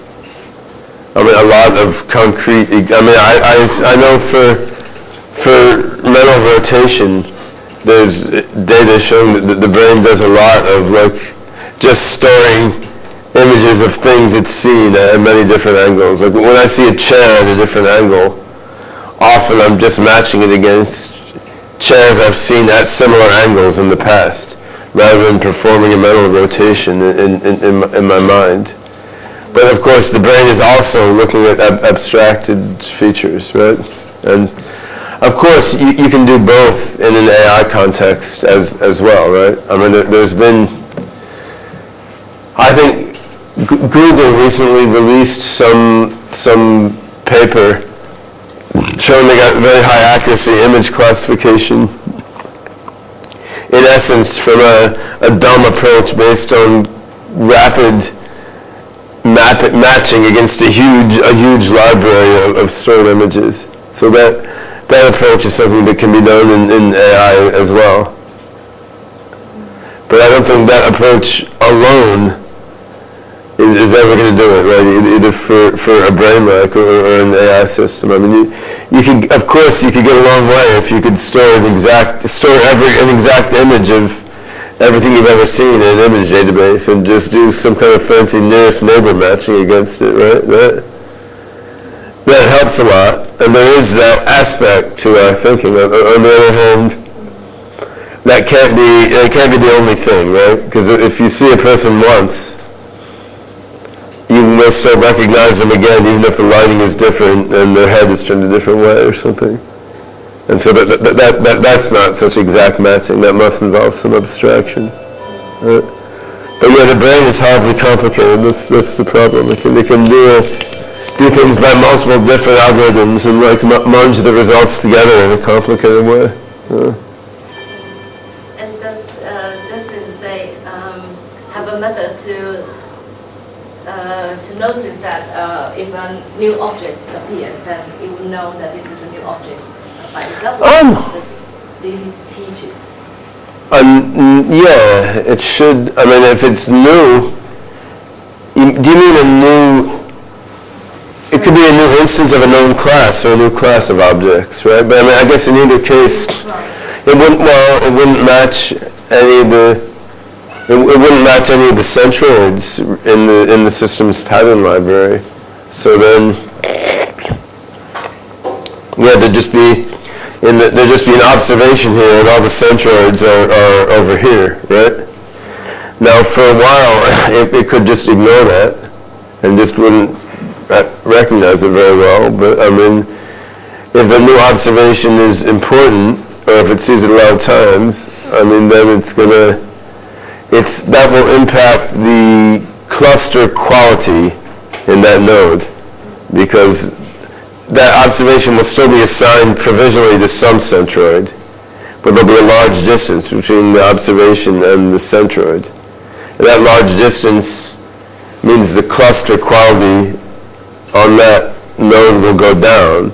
And when the cluster quality goes down enough, then a new centroid is added. And this is what Vince will be doing like in the next month. It's like the heuristics for when do you add a new centroid and where do you add it. So presumably if there's some observation that is very badly classified, you would add it near the badly classified observations. Right? But that's kind of ongoing work now. And I guess Vince should be banging away on this for a year and a half more or something. So we should get a bunch of improvements made to the algorithm. And I'm not sure when we will decide to port the thing to CUDA. I mean, basically once we're done making these kind of basic level improvements to the algorithm, because it's faster to play with this C code than CUDA code. Do you think things like lighting invariance are simply a matter of being exposed to an object in a lot of different settings, or could there be some kind of reasoning like, I know there's a very bright light over there, so I'm just going to go ahead and correct some... So, it's interesting. If you look at how the visual cortex works, it seems to be a bit fudgy about it. It seems like anything you can recognize in less than about half a second is done mainly by feed-forward processing. And when the recognition is something that takes you a second or two to make out what it is, you're like, what's that over there? Is that my tax accountant? Huh? And then there's top-down processing happening. And so the Destin has both processing bottom-up and top-down. So because I didn't go over it in that much detail actually, but the belief the Destin has at a given node is based, I showed you the part of the belief state based on the child nodes, but the state of the parent node is also part of the belief state of the current Destin node. So it has both bottom-up and top-down information processing in it. So in theory, you could get that kind of thing you said just to some extent within Destin. On the other hand, if there's really a lot of thinking there, that would be what you'd expect the OpenCog system would get involved in. So that's exactly why I asked, because I was thinking, even if I cannot see this light back here right now, I know it's there, so you probably couldn't feed it back into the Destin, because that's, the current state of Destin, I think, refers to what you can see at that moment. Well, so, yeah. I mean, you could... Well, what was the example? Recognizing something under special lighting conditions. Mm-hmm. You know there's a light that you cannot currently see, but and then maybe you can use that information to subtract some weird lighting effects on whatever object you're trying to recognize. Yeah, I mean that would be that would certainly be more advanced. And you're imagining something in your mind's eye and saying like what would that look like? I mean I think similarly. Let's say you make up a new kind of animal, right? So you make up a kangaroo-rooster, combination of kangaroo and rooster, right? Now, you can visualize in your mind what a kangaroo-rooster would look like. Now, we may each have a different visualization of that, but that's like a concept from the abstract mind, which is then being used to cause a visual imagination, right?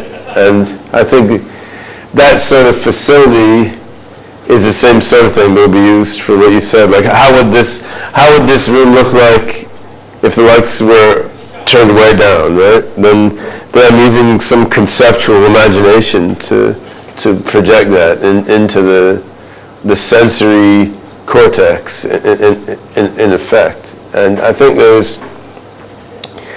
you can certainly imagine various algorithmic ways to do that, but it's a separate process. Yeah, right. I mean that's like an inverse problem, right? You want to try various lower level states and see which one gives rise to the higher level patterns. So that's like a separate optimization problem or something. Right?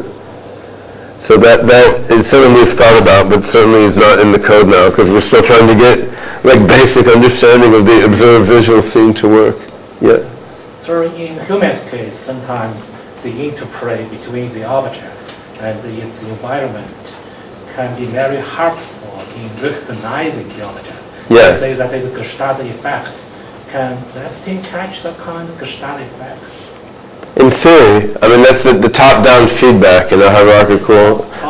Yeah, I mean in general that's what the top-down feedback in hierarchical temporal memory type architectures is supposed to give you, because a higher level node captures a larger region of the image, and then so if the state of the higher level node is part of the belief at a lower level node, then that's a kind of contextual conditioning. So that is the idea. Now, at the present moment, I must admit, like 2 weeks ago, we turned off the feedback from the higher level node to the lower level node because it was making destin work worse rather than better. So that is something we need to debug in the near future. But in concept, yes, the higher level node, its state should be part of the belief in the lower level node. Then you have that gestalt conditioning. So just a concrete example, this camera is sitting on the table, and under some kind of direction of light, the camera will cast its shade on the table. And the system should know that the shade itself belongs to the table and not the cat. Also, the shade color is different from the table color. So this is very, how to recognize. That's just because you've seen shade before, man. I mean, you wouldn't recognize that a priori. If you came from a planet with no shade, then you wouldn't recognize that. I mean, that's so. I mean, and that's because of various concrete experiments we've done. Like if you put something in the shade, then you know the shade isn't an object. You can just set the thing on the table in the shade, right? So I mean, I think from pure vision, you're not going to get that. I mean, I think this gets back to if you want to know how to act, right? This gets into the interaction between seeing and doing, because as a pure visual form, that shade on the table is not that different than the stain of milk on the table or a paint on the table or something, right? So it's because we know that the shade will go away as time goes on. It will go away if you move that or something. So I think that, yeah, in the first pass, you'd say that would come in this architecture. You would hope at the OpenCog level, because the shade is a kind of frequent pattern. The camera is, the rest of the table is. But if it's seen shade before in other contexts, so you can recognize, well, that's just a shaded thing, right? Another question: in the current stage, is destin powerful in handling colors? Yeah. I didn't mention that, but it's not only black and white. You can feed in depth and RGB into the code. That is done. That's okay. Would it make sense to have sentry for a subtree, like a different class of sentries? A centroid for a subtree. A centroid not only depending on the portion of the figure. Yeah, I think not only a subtree, but I mean any abstract pattern inferred by OpenCog or something could be kind of added. It's not necessarily a centroid, it's more like a predicate that could be evaluated at that node. And you could have a dictionary of centroids at a node, which the observation is compared to by a distance measure. You could also have a dictionary of other predicates at that node, which are evaluated as to whether they apply to what's been seen there. And the subtree would be one example of such a predicate.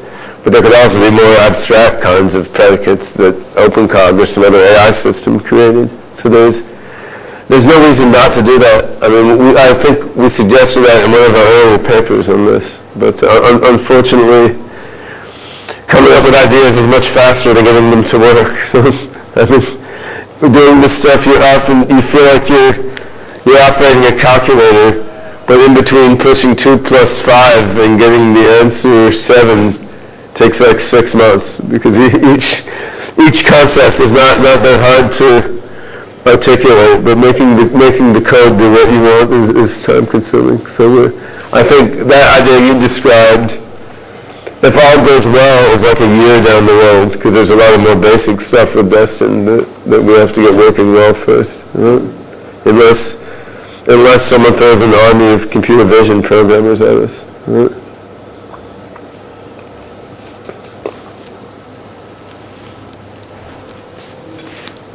All right. Yeah. Well, Destin is always a concrete thing to think and discuss about. I mean, it's less abstract, but when you do these cognitive things, because you're dealing with pictures that everyone can understand. And now I want to get back into the more abstract portions of OpenCog and the atom space a bit. So, I mean, I have, what do we have left to talk about with OpenCog in this summer school? There's a little bit of PLN, there's Moses, and there's attention allocation, which are 3 things that I'll hopefully get a little time to talk about. Then there is the whole embodiment and game world stuff. And there's language processing, which Lake and Yiqing are going to talk about, as well as, for those who are interested, getting you up to speed with the OpenCog system and the Unity game world actually installed, so you can make the little character run around, which I think Lake will start helping you out with this afternoon. So given that each of these things is a large and complex topic that could take several days, we'll be going kind of lightly over things. And by the way, when are you thinking about lunch? I was not thinking about lunch at that point in time. However, I think we'll do lunch from like 12:30 to 2 or something, I think. Were you thinking about lunch? I didn't get breakfast. Okay. Since I did, in spite of the fact that everyone here was waiting for me, I took 10 minutes to eat breakfast before coming here. So therefore, I'm not thinking about lunch. But now you've made me think about it. What kind of lunch are you thinking about? KFC. KFC. Are you thinking about Slurpees? Yeah. Lake is usually thinking about Slurpees. So. Yeah, I'll talk a little bit more about the nodes and links in the atom space now. And as I said before, there's 2 levels of knowledge representation that are worth thinking about in the context of OpenCog. I mean, one is explicit knowledge representation, where nodes and links have a kind of obvious operational semantics. Another is implicit knowledge representation, where to understand what knowledge is being represented, you have to look at the coordinated activity of a whole bunch of different nodes and links. And both of these are handled in terms of nodes and links. I mean, there's a lot of different kinds of nodes and links. So there's some nodes that represent things like a table or a chair or something. There are some nodes that don't have any concrete referent, but are just basically there to be part of a web of interconnected nodes that activation spreads through. There's some nodes that basically symbolize processes the system can do.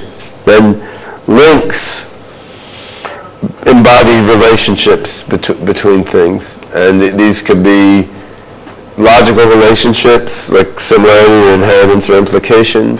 They could be an associative relationship like a Hedian link, which is just like a link in the attractor neural net. They could be links signifying predicate evaluation or procedure execution. So there are in the low dozens of node and link types. There's not like hundreds or thousands of them. And of course, there's some art in deciding what you want to enshrine as an official type of node or link. Because in principle, you don't need very many node and link types, right? You could have one type of node and one type of link, and then mathematically you could express everything. But it's not necessarily the most intuitive or efficient way to do things. So the atom is the base class of node and link, which is kind of an arbitrary term, but I mean, in essence, a node is viewed as a zero-array link. Like you can have a binary link, a ternary link, something like negation not is a unary link. A node is a zero-array link. And most of the code goes with atom, not with node or link in particular. And this was a change we made between the WebMind system in 2001 and the Novamente cognition system, which was a predecessor to OpenCog. So in WebMind, nodes and links were like different objects, and eventually we realized actually they're kind of the same thing. And so we merged them under a single base class. And most nodes and links have truth values, which can come in a variety of different forms, and attention values, which currently consist of short-term, long-term importance, and a very long-term importance bit that tells you whether when the atom is removed from RAM, you care about keeping it at all. And there's a bunch of math underlying these truth values. I mean, the probability count pairs are kind of like in NARS. Lower bound, upper bound, and confidence is a more sophisticated version, which we found to lead to better mathematics when trying to propagate truth values through theorem proving. Because basically, in probabilistic version, the probability and count pair is equivalent to a lower and upper bound on your truth values. And when you work with lower and upper bound truth value using probability theory, you find that as you do your inference, the lower and upper bounds stretch out, and you're dealing with a lower bound of 0 and an upper bound of 1 pretty soon. So using this kind of truth value, where there's a certain confidence that the probability is between here and here, turned out to work best when we went through the math of how to propagate probabilistic truth values through logic formulas. But nevertheless, most of the code now still uses that two-component truth values, and actually, mostly that is set to 0.99 as a matter of actual practice at this moment. Yeah. Are you going to go through the mathematics of those truth values? A very little bit, not too much, because there's a lot of things to cover and not much time.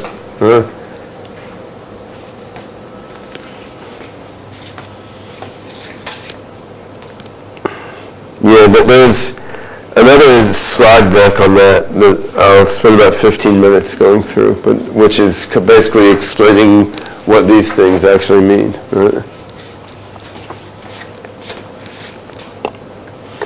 So, multiple kinds of nodes.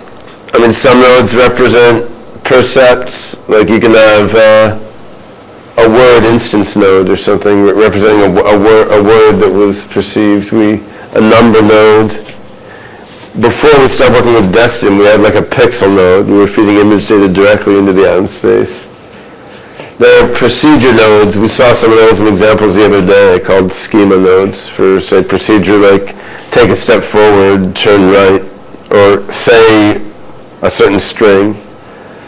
Concept nodes, which is kind of badly named, but the name has been there a long time. So that's just kind of a generic node, which could represent a concept, or it could be part of a concept. Then there can be nodes representing the system's goals, for example, which is not really a separate node type. There's various kinds of links. The logical links are inheritance similarity. They're PLN type links. There's list links, which represent lists of things. There's set links, which aren't on here. There's a member link denoting fuzzy set membership. Associative links, which are various types of like symmetric or asymmetric Hebbian links, just representing a couple things occurred at the same time. So here are some simple examples. This is my favorite rabbit. His name is Anchovy. Right? Yeah, she actually this is a heartbreaking slide because Anchovy, I gave her away when I moved to Hong Kong. So her membership in the Goertzel family has decreased from the 0.8 that was cited there. Right? But the person I gave her to sends me pictures now and then. She seems to be doing all right. She was actually, this was an unusually clever rabbit. You can communicate with her by wiggling your nose. So if you wiggle your nose to the right, she can learn to wiggle her nose to the right, and similarly to the left. So I didn't encounter many rabbits that could communicate in that way. But I became convinced that rabbits have a whole language consisting of looking at each other and wiggling their nose in a certain code. But I couldn't figure out the code. I mean, eventually we can build a robot rabbit to do it, I guess. Right? It would take a lot of patience. Right? Anyway, the fuzzy set member link, the point is that this is not necessarily a probabilistic judgment. It's a fuzzy membership degree, right? Which is in some way a qualitatively different thing. So here we have an asymmetric Hebbian link. So for some reason, half the time when Ben Goertzel is mentioned, insane is also mentioned. So if that were the case, you would get a Hebbian link of that strength there, and you can also have symmetric Hebbian links, and you can have links that explicitly contextualize things as well. So when the system thinks it's in the context of the USA, then a dog is usually a pet. In the context of North Korea, that may usually be dinner. I don't know. Right? So execution link denotes the execution of a procedure, some of which can give a concrete result, others may not. So like executing, we're kicking the ball. Chen Shuo was given ball number 44, or here there was an extra, the third argument was added, so it means you add 2 plus 3 and you get 4. So the execution link, basically, but it's mostly used to record what happened or kind of to trigger physical actions at this moment. I mean, you could put Microsoft Word in the item space, but it would be even more inefficient than the real version. Sorry, in the previous slide, just before we move off the topic, about fuzzy membership, can you also add sort of probabilities to that as well? So yeah, you can combine them. Sure. So, Ben Goertzel is 50% a member of the set of all the same things, so the probability of this plus or minus that. Yeah, you can do that. Yeah.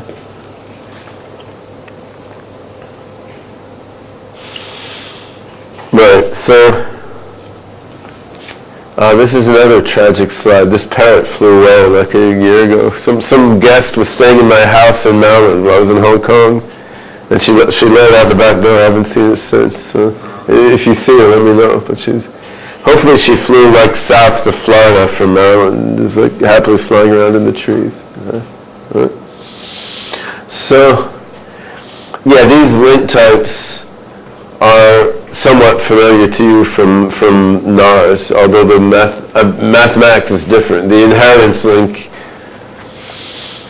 is basically a combination of subset and intentional inheritance. The subset link is basically the truth value is a conditional probability. So that was just probability of human given parrot. Basically, it's fairly straightforward. The intentional inheritance, you basically build a set of properties for human, a set of properties for parrot, and it's the probability that a parrot property is also a human property, basically. So, somewhat related to the way Pei handles extension and intention, but completely different underlying mathematics. I mean, because it's either, for extension, it's conditional probability. For intention, it's conditional probability on fuzzy sets of properties. So everything is done probabilistically. Right? And then inheritance, as such, is just viewed as a weighted average of extensional and intentional inheritance. So it's kind of attempts to capture the same intuitive notion that Pei did, which is that when we do inheritance as human beings, we're munging together some kind of extensional inheritance and some kind of intentional inheritance. However, I think you can view both the extensional and intentional inheritance using conditional probability.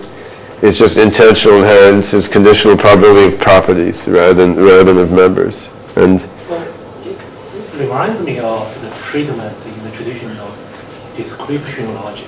Yeah, it's not that different. A box, different box. Well, I'm not sure about it. Basically, I do philosophy. I'm not sure about if you do everything by relying on different theoretical basis. What about the computational cost? Would that be high? Well, the computational cost in an inference system has to do with what inferences do you do. So it really has to do with inference control. Like any one inference is not very expensive. So calculating the truth value of one link by using deduction or any kind of variable instantiation, whatever, that's not very costly, right? So the costly thing is if you have to do 10 million inference steps instead of 10,000 inference steps. So it's really all about knowing what inferences to do, I think. And that's not purely a logic problem, then that has to do with the other control mechanisms that your system has. Yeah, so you can have more complicated collections of nodes and links like this. In everyday life, you may not need this, but this is predicate evaluation. That is silly. Now here, if you want to, you can do full logic in the M space. So this is like if a man loves a woman, he overestimates how beautiful she is. So then you can represent that in a standard logic format, and there's nothing terribly special about that. I mean, you could do that in many different logic formalisms. Right?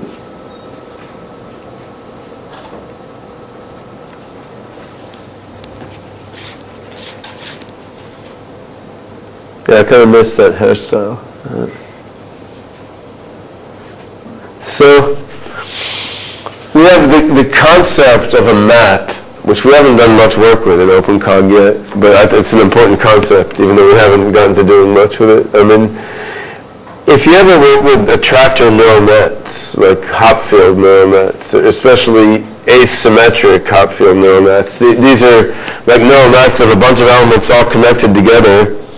Activation spreads around, and then a concept or a memory in the net is like some pattern of activity of nodes, some attractor of node activity. And often, if it's a symmetric weighted neural net, then you're always going to get a fixed point attractor. Like it's going to get into some constant condition and stay there.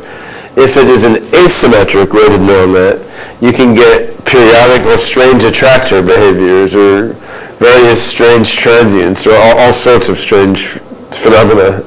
And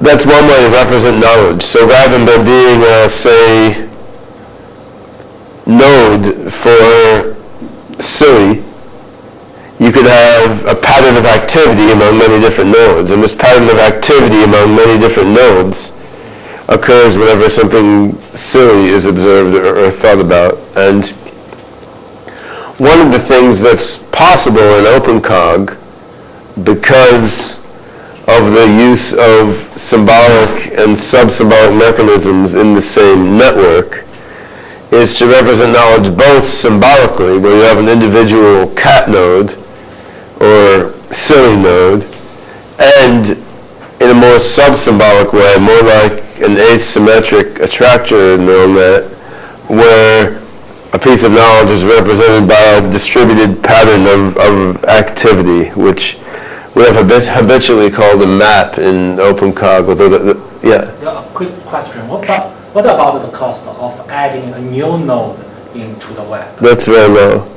Little. Yeah. Just add Atom. It's one method. It's not hard to add a new node. Yeah. But because in the description logic, the system should take pain to check the consistency. That's because description logic needs to be consistent. We don't need to be consistent. Yeah, you do not need to be consistent. No. Oh, that's right. We can be inconsistent. Now, in the context of doing an inference, you attempt to maintain local consistency within that inference, right? But then that's the problem of the mind agent, of the object doing the inference. The overall network does not have to be globally, logically consistent. That's too slow. In this sense, it looks like NARS. Yeah. That's right. NARS also doesn't have to be consistent. Yeah, I think, and the human mind is not very consistent either. So, I mean, some people are more consistent than others, but clearly we do not have the kind of consistency that a traditional logic system has. But another question is the emergence of map. Is there that similarly the process of compression in era? Compression? Oh no, talk about the day before yesterday. That means a roadmap of a shortcut of treating problems. Sort of similar, yeah, because that's similar to a process which we haven't experimented with in years, which are called map encapsulation. So basically, if you have a systematic pattern of activity in the atom space, then you could recognize that systematic pattern of activity as a common pattern and create a node encapsulating that. So let's say you have 100 nodes that tend to always be active at the same time for some reason. You could then make a single node that refers to those 100 nodes. And that single node that refers to those 100 nodes is said to encapsulate the map, right? And so then that's kind of similar to the compression, because you're taking either a bunch of things that occurred at once or a bunch of things that occurred in sequence, and you're saying, I will create this new node to symbolize that recurring pattern. And in that way, the patterns recognized in the system are fed back as atomic elements inside the system. And that, yeah, we haven't actually done that in the system in like 8 years or something, just because we've been working on other stuff. But so I'd say that obviously does not play as central a role in OpenCog as it does in ERA, but I still think it's important. Yeah. So the basic objects in OpenCog that do stuff are called mind agents, and this is just a random assemblage of a few mind agents that exist. Again, the number of mind agents in there now is maybe between 1 and 2 dozen, depending on what version of the system you're looking at. And I think we're not going to need hundreds and hundreds of them, but basically a mind agent is an object that acts on the atom space. And it could generally it gets some atoms, does something, then puts some atoms back into the atom space. And typically we've had a scheduler that cycles through the various mind agents. So mind agent itself is a very simple abstract class. It's like has run, and the scheduler will invoke the run method and run the mind agent, and that can kind of do whatever you want. And the code doesn't try to protect too badly against people writing mind agents in a destructive way. So we're kind of relying on the programmer to write a mind agent that slices its time thinly, so that the mind agent will get the run method, it gets processor, does something quickly, then cedes processor to something else. And in cases where we want to have a very time-consuming process, so far we like run that in a separate process. Then we have a mind agent that just kind of pulls and gets its results. So that's been the basic method that we use. Now, this again was a difference in the first serious AI system I tried to build, the WebMind system, between 98 and 2001. It was quite different. We had millions, up to tens or hundreds of millions of nodes, and then links between them. And each node did its own processing. So the basic loop of the system was looping through all the nodes and letting each node do its thing. Well, that's more brain-like, right? Like you're looping through the neurons. Each neuron is doing their thing. Now, that was all right, but it was inefficient, just given the way software works. So what we shifted to now is, rather than cycling through the nodes and having each node execute a set of processes, we have a table of nodes and links, and we cycle through the processes, where each process, when it gets chosen, interacts with a bunch of nodes. So it's kind of turning the loop around, right? Instead of loop through nodes, and then for each node you loop through processes, we loop through processes, and for each process you go through some nodes. Now, for some processes you're actually looping through all the nodes, but not for many. For more processes, more of the mind agents just grab a few nodes by some criterion, like a few nodes which have a high short-term importance, and do something on those, and then put results back into the item table. So this idea reminds of me a philosophical idea of mind. Mind is a collective team of small agents.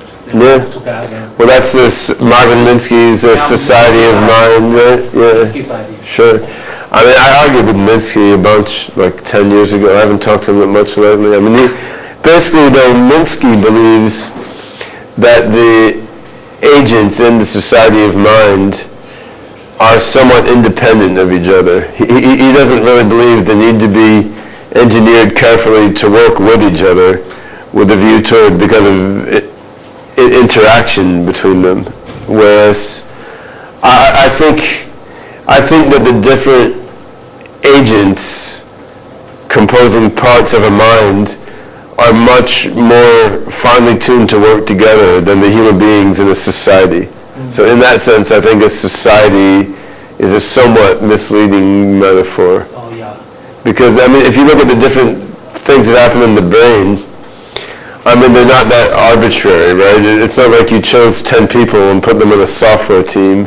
I mean, you have some part of the brain is pretty specialized for spatial mappings. The cerebellum is pretty specialized for moving, right? And so, I mean, you certainly have agents that are specialized in function and are pretty well honed by evolution over a long time to work well together. Whereas Minsky's view is more like just a heterogeneous bag of agents, each doing their own thing, and you can kind of add a new agent without worrying too much about what the other agents were doing. And I don't think that can necessarily work. So in your systems, the operation of one agent can influence the internal operation of another agent? No, not commonly. The idea is they should interact via the atom space. So it's mostly like a blackboard architecture, really. I mean, one agent puts stuff in the atom space, and then another agent looks in the atom space, and they should interact. There could be some exceptions to that, but they would interact mostly through the atom space. So they communicate on the level of I/O level. Well, but the thing is that when an agent calls the run method, that's only a small bit of the cognitive process it's undertaking. So even though the interaction is mediated via the atom space, nevertheless, the cognitive process carried out by one agent should depend on feedback from other agents. In most cases, it will. So as one example, if you're doing like PLN logical inference, that involves carrying out a long series of inference steps. And what happens then, the things that you're doing inference about will be labeled as important. So they'll get a high level of short-term importance.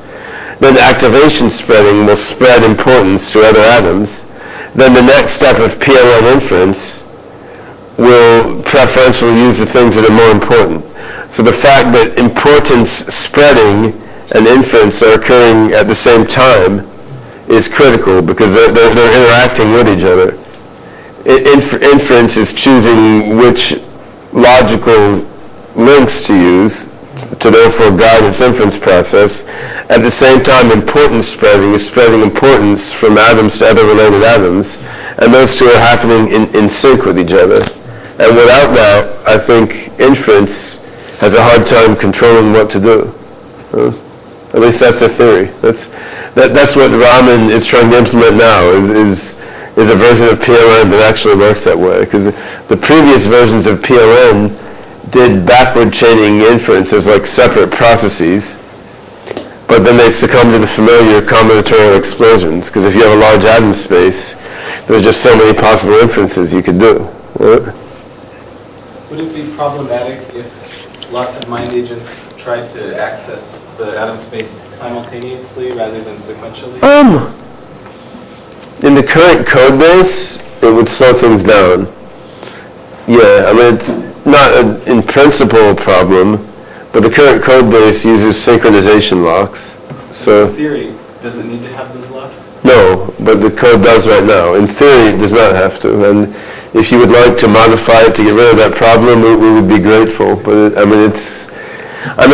if you dig into the atom space, it's a bunch of C++ maps, which are basically red block trees underneath. So,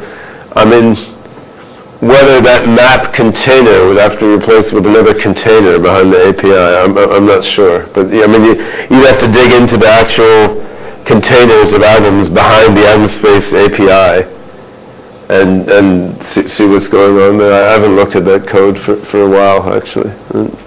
But in theory, you don't need a synchronization lock there. But in practice, there is one there. We're always... the actual code is what it is because it was produced in a number of different occasions for a number of different purposes with a view to getting things working. And the theory is always a little broader and more ambitious. So.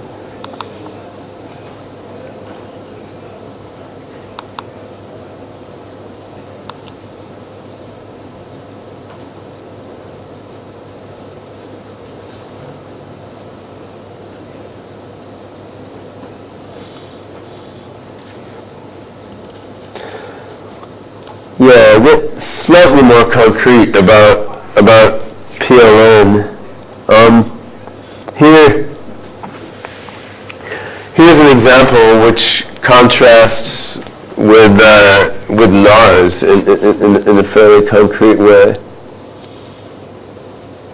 So this was an example of one specific PLN inference rule. So this is just a strength rule, but this is basically the PLN term logic deduction rule, which is analogous to Pei's NARS deduction rule. So which is also called subset, extensional inheritance, which is basically just conditional probability, right? So you have A implies B, B implies C, you get A implies C. So that's like the term logic deduction. But notice in PLN, we also need the term probabilities. We have probabilities for B and C. Then the strength comes out like that.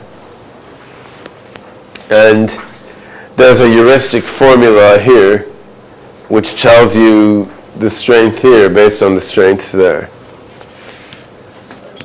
As two lines declaring B and C to be variables or something? These are the node probabilities. They're term probabilities. So the point of those lines is to articulate what the probabilities are for those terms. So that's like the a priori probability for those things. You don't have A? You happen not to need it for this formula. I mean, A will have one too, but it doesn't come up in that truth value formula.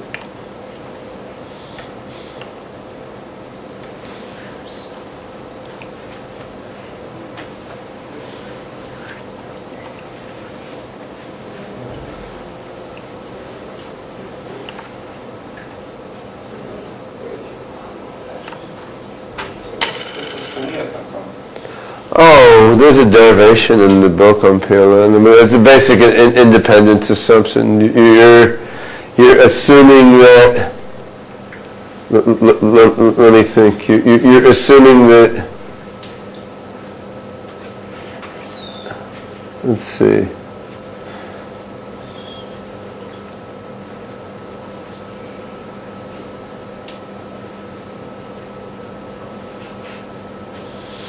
You're probably assuming that A and C are independent inside B, like A and B, or A intersect B is independent of B intersect C. So I did this proof like 12 years ago, I don't remember, but it's a very simple independence assumption. So you base it off the laws of probability? Yeah. It's probability theory, but you have to make an independence assumption that A and C are independent inside B, I guess, and then you can derive that. Right?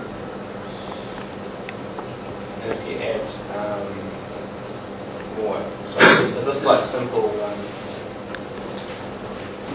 sort of simple uncertainty, and if you have the range values, it's more complicated.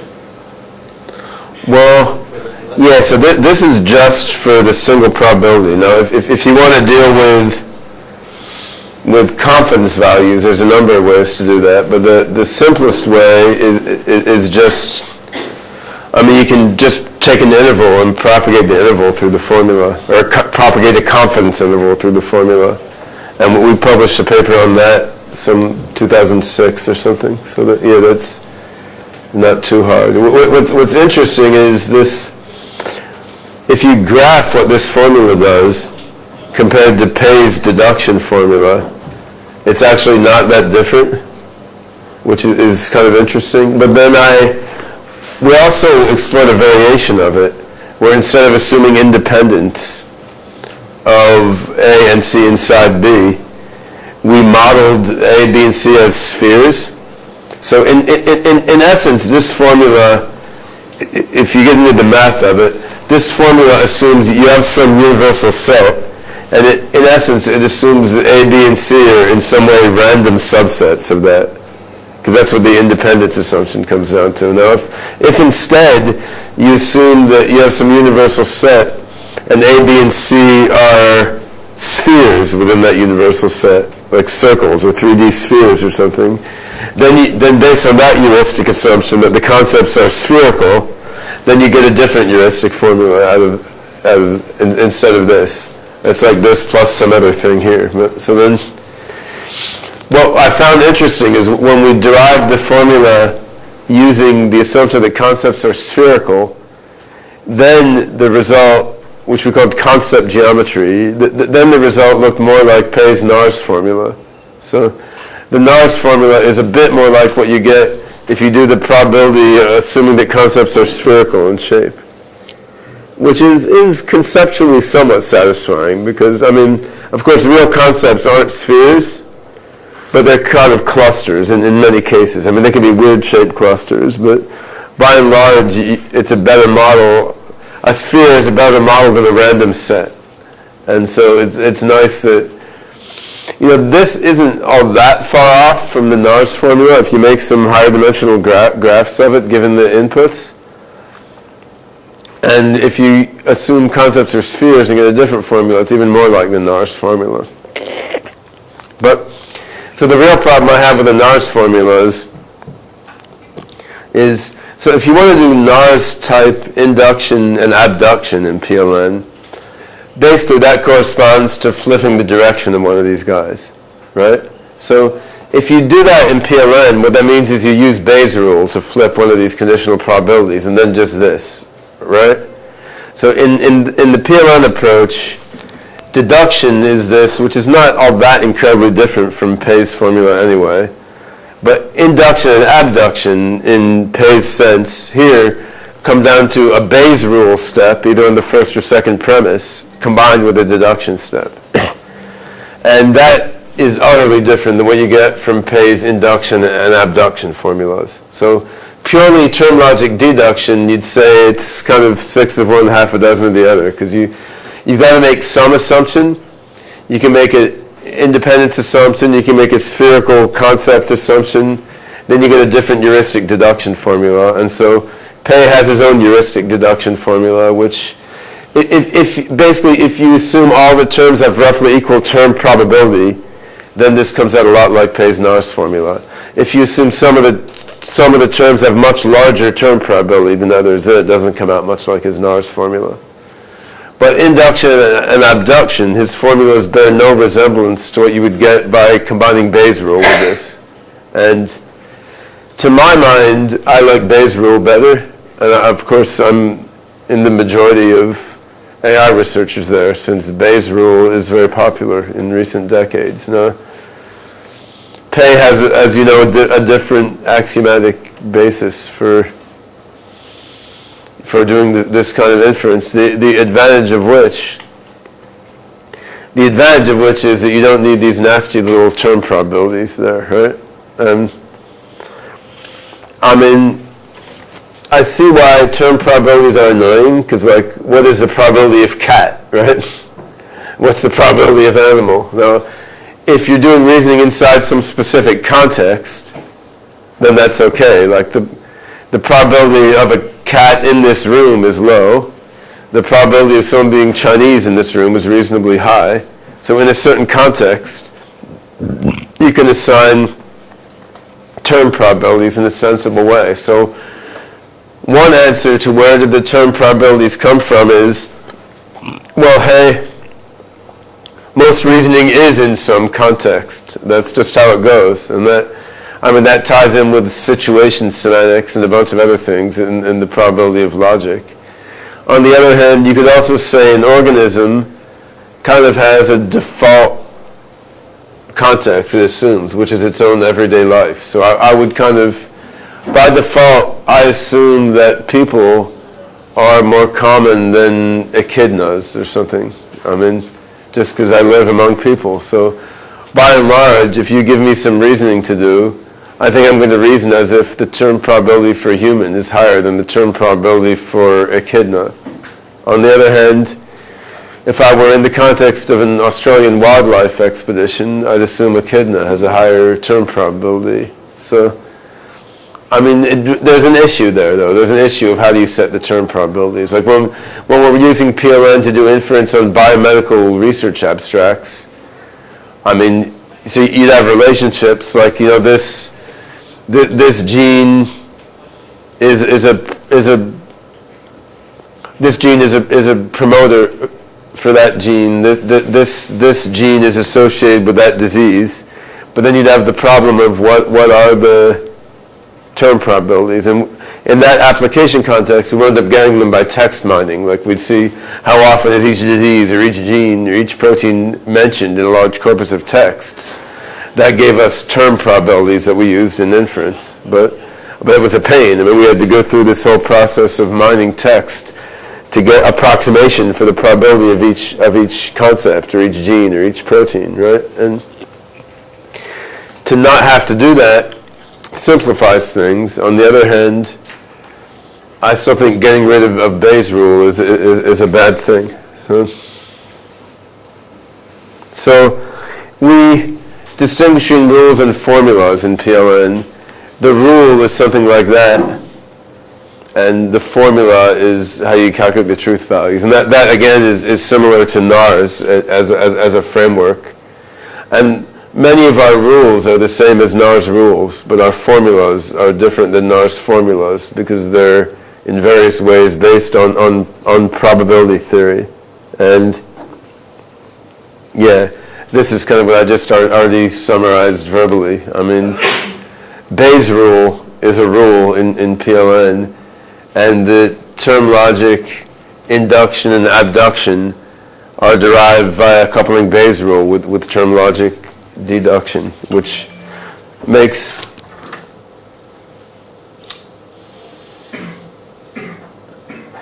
the whole thing seem very non-mysterious and simple, actually.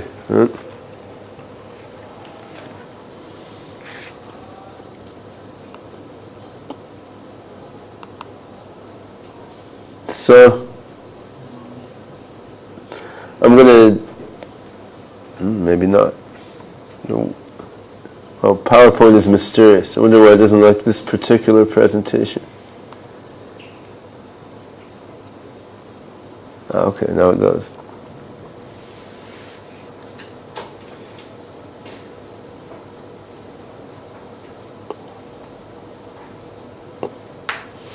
Yeah, I'm going to talk for a few minutes about the specific truth values in PLN. And there's a bunch of, I guess I'm not. Oops. Well, that's triggered to do that at noon every day or something? Not noon. It did that at, 12:06 yesterday too. That's very. Yeah, this is a few slides on what's a fairly technical point deep in the OpenCog system, but it is of some relevance to the comparison with Pei's NARS system, so it's interesting in this context. Well, you're cold, huh? But I'm prepared. I was happy they had the air conditioning on, personally. So, yeah, Pei has introduced the notion of the weight of evidence, I guess, and why you would want to consider the weight of evidence or confidence in addition to a single probability value. And he definitely did me a service by convincing me of this point, which I think is an important one, although ultimately I wound up liking different ways of handling weight of evidence better than NARS. So I mean, there's a lot of ways to handle weight of evidence. There's NARS, there's Dempster-Schaefer theory, which Pei has correctly published a bunch of papers showing is conceptually flawed in various ways. There's imprecise probability theory, which I like fairly well. And I and my colleagues introduced the notion of indefinite probabilities, which is sort of a tweak on imprecise probability theory, really. So, imprecise probabilities were introduced by a guy named Peter Wally. He had a whole book which goes over the idea. I mean, I find his book pretty slow to get through, but I mean, he's more of a philosopher than a mathematician, so he takes a long time explaining the why and wherefore of everything, which is interesting, if not optimally concise. But anyway, that's his book from '91, Statistical Inference with Imprecise Probabilities. So the basic idea is to represent a probability as an interval rather than a single number. And this gets a little bit mathy, but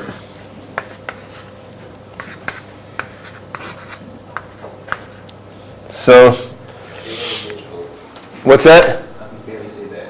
Oh well, I don't think, do we have better chalk? Oh, there we go. I'm out of date using chalk. I'm used to whiteboards now. Is that visible? Yeah.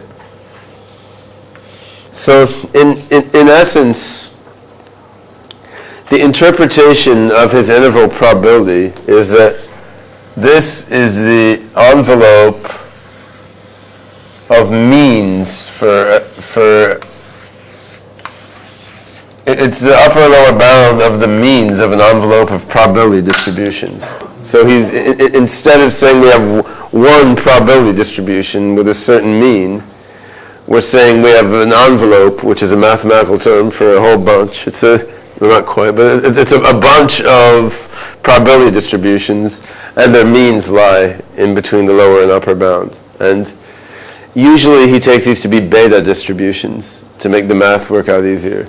So you have an envelope of beta distributions, and their means are bounded between here and here. And so he works out a bunch of math for that. So he is a Bayesian, but instead he doesn't like having one prior distribution.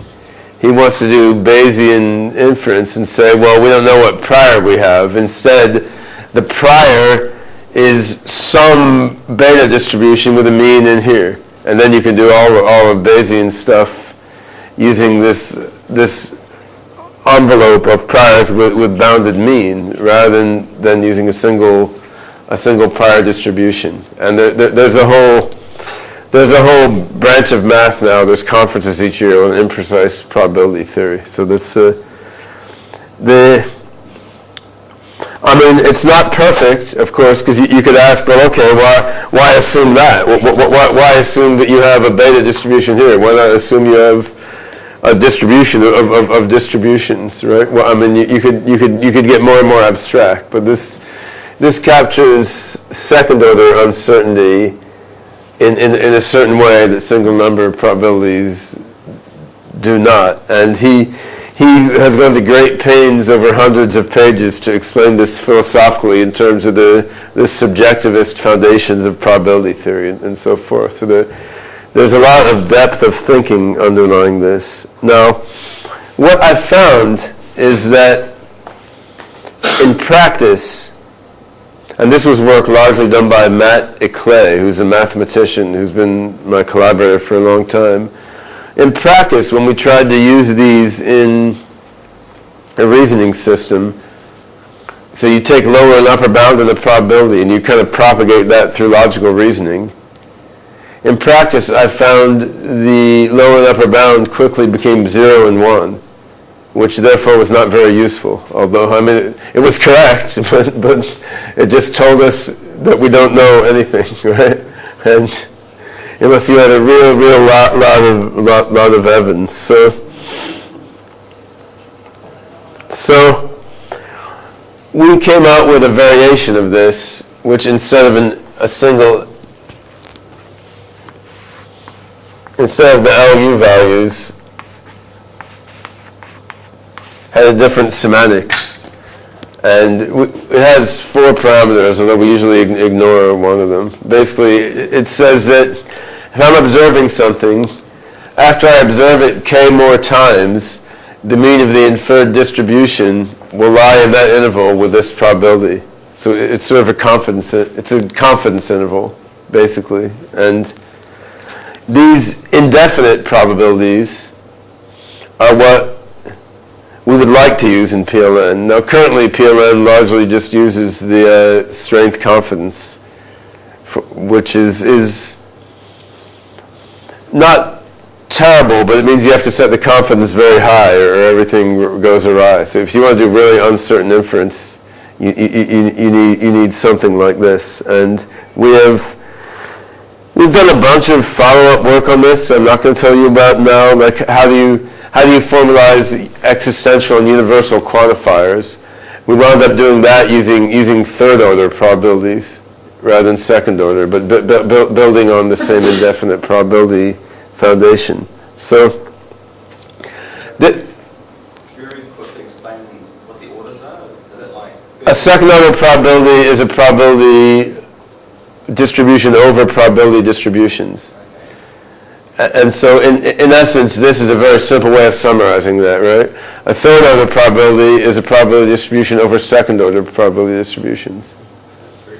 Now, well, it's very clear, actually. Yeah, if you really want to stretch your brain, I published the first paper ever a few years ago on infinite order probability distributions. An infinite order distribution is a distribution over infinite order distributions. So, unfortunately, this doesn't exist in ZF set theory with the axiom of foundation. You have to move to non-foundational set theory to have that. And so the connection with concrete data is somewhat tenuous, but you can use that to deal with paradoxes like this sentence is probably false with probability 0.7. And last year some philosophers published another paper on infinite order probabilities. So maybe that will become a flourishing field in philosophy, I don't know. But for most practical purposes, I don't think you need that. I mean, it might be useful for reasoning about reflection, actually, which is where these weird self-reference things kind of come in. But yeah, the imprecise probabilities are sort of an easy way of dealing with second-order probabilities, because you're just looking at a very simple case of second-order probability, like the collection of beta distributions where the mean lies inside some interval. And we extended that a bit more to basically a confidence interval. So the mean is 95% sure to lie inside the interval or something like that. And that actually helps in terms of having real inferences not blow up to 0, 1 really, really quickly. And then there's a bunch of math following on there. So as one example, which happens to be the reason this PowerPoint was made, there was the problem of, okay, let's say you know that your distribution, after you make k more observations of some phenomenon, the distribution will have a mean lying in this interval with odds of 90%, right? Can you turn that into a number, like the amount of evidence, right? And so if you assume you have a Bernoulli process, like a coin tossing with a weighted coin type process underlying it, then you can actually you can get a number. And it wasn't such a closed form process number, so I don't want to actually go through it in detail, but we can, in essence, this is an algorithm you can use to get a single weight of evidence value from one of these guys. So like Pei has strength and confidence, and the confidence can be interpreted as a weight of evidence. So this is an integer weight of evidence, so we can go from that to an integer weight of evidence n, which is like how, in essence, how many observations worth of evidence is that, right? And then if you want to go to a confidence value, you could do just like Pei and scale it into a number between 0 and 1 if you want to. But this lets you take that indefinite probability value and get a single number weight of evidence out of it. But it's the algorithm comes out to be kind of a pain to do the conversion. I won't bother to go through it now. But it's interesting that you can do it, and that lets you convert this kind of truth value into a strength like probability weight of evidence or a probability confidence type truth value. Now, of course, you can't go the other way around because this has less information than that. But what you'd like to do in PLN then is you could have some atoms have uncertain truth values quantified in this more sophisticated way. Some of them might have it in a much simpler way, like this. Like if you got knowledge from natural language, right? Like someone says, well, that guy's really stupid. That doesn't give you this complicated interval thing, right? All you can say is, okay, this guy inherits from stupid with some degree, and you may know how much confidence you have in the guy who told you that, but the best representation may be something quite simple like that. On the other hand, if you have some probabilistic knowledge that you derive from observing visual data, from something very fine-grained, then it's no problem to get some type of imprecise probability type truth value. So you'd like to have different nodes and links able to have different levels of precision in their truth values, and then when you combine them, you'd project the more complex one onto a simple one, basically. Now this was never quite completed in the code base, but we did a bunch of work with these things, which was interesting. But so far, the OpenCog code base deals with these simpler truth values anyway, similar to Pei's truth values. then we had a bunch of separate mathematical code that we played with these ones, and we'll integrate it all eventually. But the time at which we'll really want that is when we have data coming from like sensory organs and cameras and so on feeding into OpenCog, because that is giving you the detailed data that you would need in order to really estimate these sorts of uncertain truth values effectively. But I think, getting back to the more conceptual AI points, the reason why that is important is because to get inference control to work, even if what you're concerned about is fairly crisp reasoning, I think you need a lot of highly uncertain reasoning in the background around it to provide the inference you need the information you need to control inference. I mean, I thought a lot about automated theorem proving at one point, maybe 10 years ago. I haven't done much with it since, but because it perplexed me that it doesn't work very well. And what you conclude is that even though mathematical theorem proving is crisp and precise, and each step is absolutely certain, when the human mind does mathematical theorem proving, it is using a lot of uncertain inferences along the way. I mean, it's using a lot of guesses, and it's using Bayes' rule and doing a lot of fuzzy, imprecise thinking. So you need a lot of that imprecise knowledge to guide the precise reasoning, even if what you're doing is highly crisp in terms of the final conclusion you want to get. And so I think, yeah, Pei is absolutely correct about that. Like the uncertainty management in inference is important, even if your end goal is a fairly crisp conclusion. Because I mean, think about what are you doing when you prove a math theorem. You're thinking like, well, what kind of thing worked in these other similar contexts before? And that kind of thinking is uncertain, and it's based on kind of uncertain induction and abduction, analogy matching, and so forth.